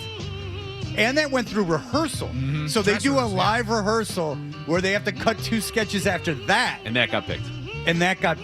Like, if it was every day and just like, it's almost like that fun Conan O'Brien thing where either it's kind of fun, like things are either going to fail disastrously or they're going to work in a weird way. With that, you got to do 22, 21 episodes a year, and you got like 50 writers, and you got a live, like 115-minute audition, like 3 hours before the show, where you're cutting for time, and that makes it in my pay. The more I learn about Saturday Night Live, the less thing I have, because that's not even like a wild idea. Like, you know, that 101 sketch that they put in at the end of the night that a lot of times are super weird. Right. Like, Farrell got away with a lot of funny stuff that ended up becoming very, very funny. Like the old prospector guy and stuff that even got cut. So those you give a shot to. This is Update at least is up with, I think, any other era for me. They've been, I mean, they're the longest running, but they are. Who hosts their nails? It just, my only problem is Michael Che and Colin Jost. My only problem is they won't leave. And that's just kind of sad. That's right. Like at a certain point, you got to. I mean, if you're College Oso and there's no comedy jobs anymore because they don't make comedy movies. Yeah. So like everyone's really hesitant to leave, and I understand why he doesn't want to leave. Doing it for like a decade. Plus, I think it's between him and Tina Fey to take over the whole operation. So we'll see. All right. Anyway, that'll do it for us. Callahan's back. No, you're not back tomorrow. Nope. Danny Roach is in tomorrow. Next 3 days, Danny Roach. Hence the whole Snow White thing. All right.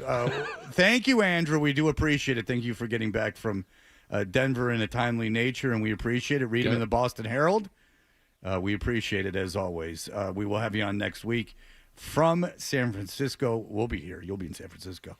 All right. That'll do it for us. Everyone have a great day. Bye. Talk to you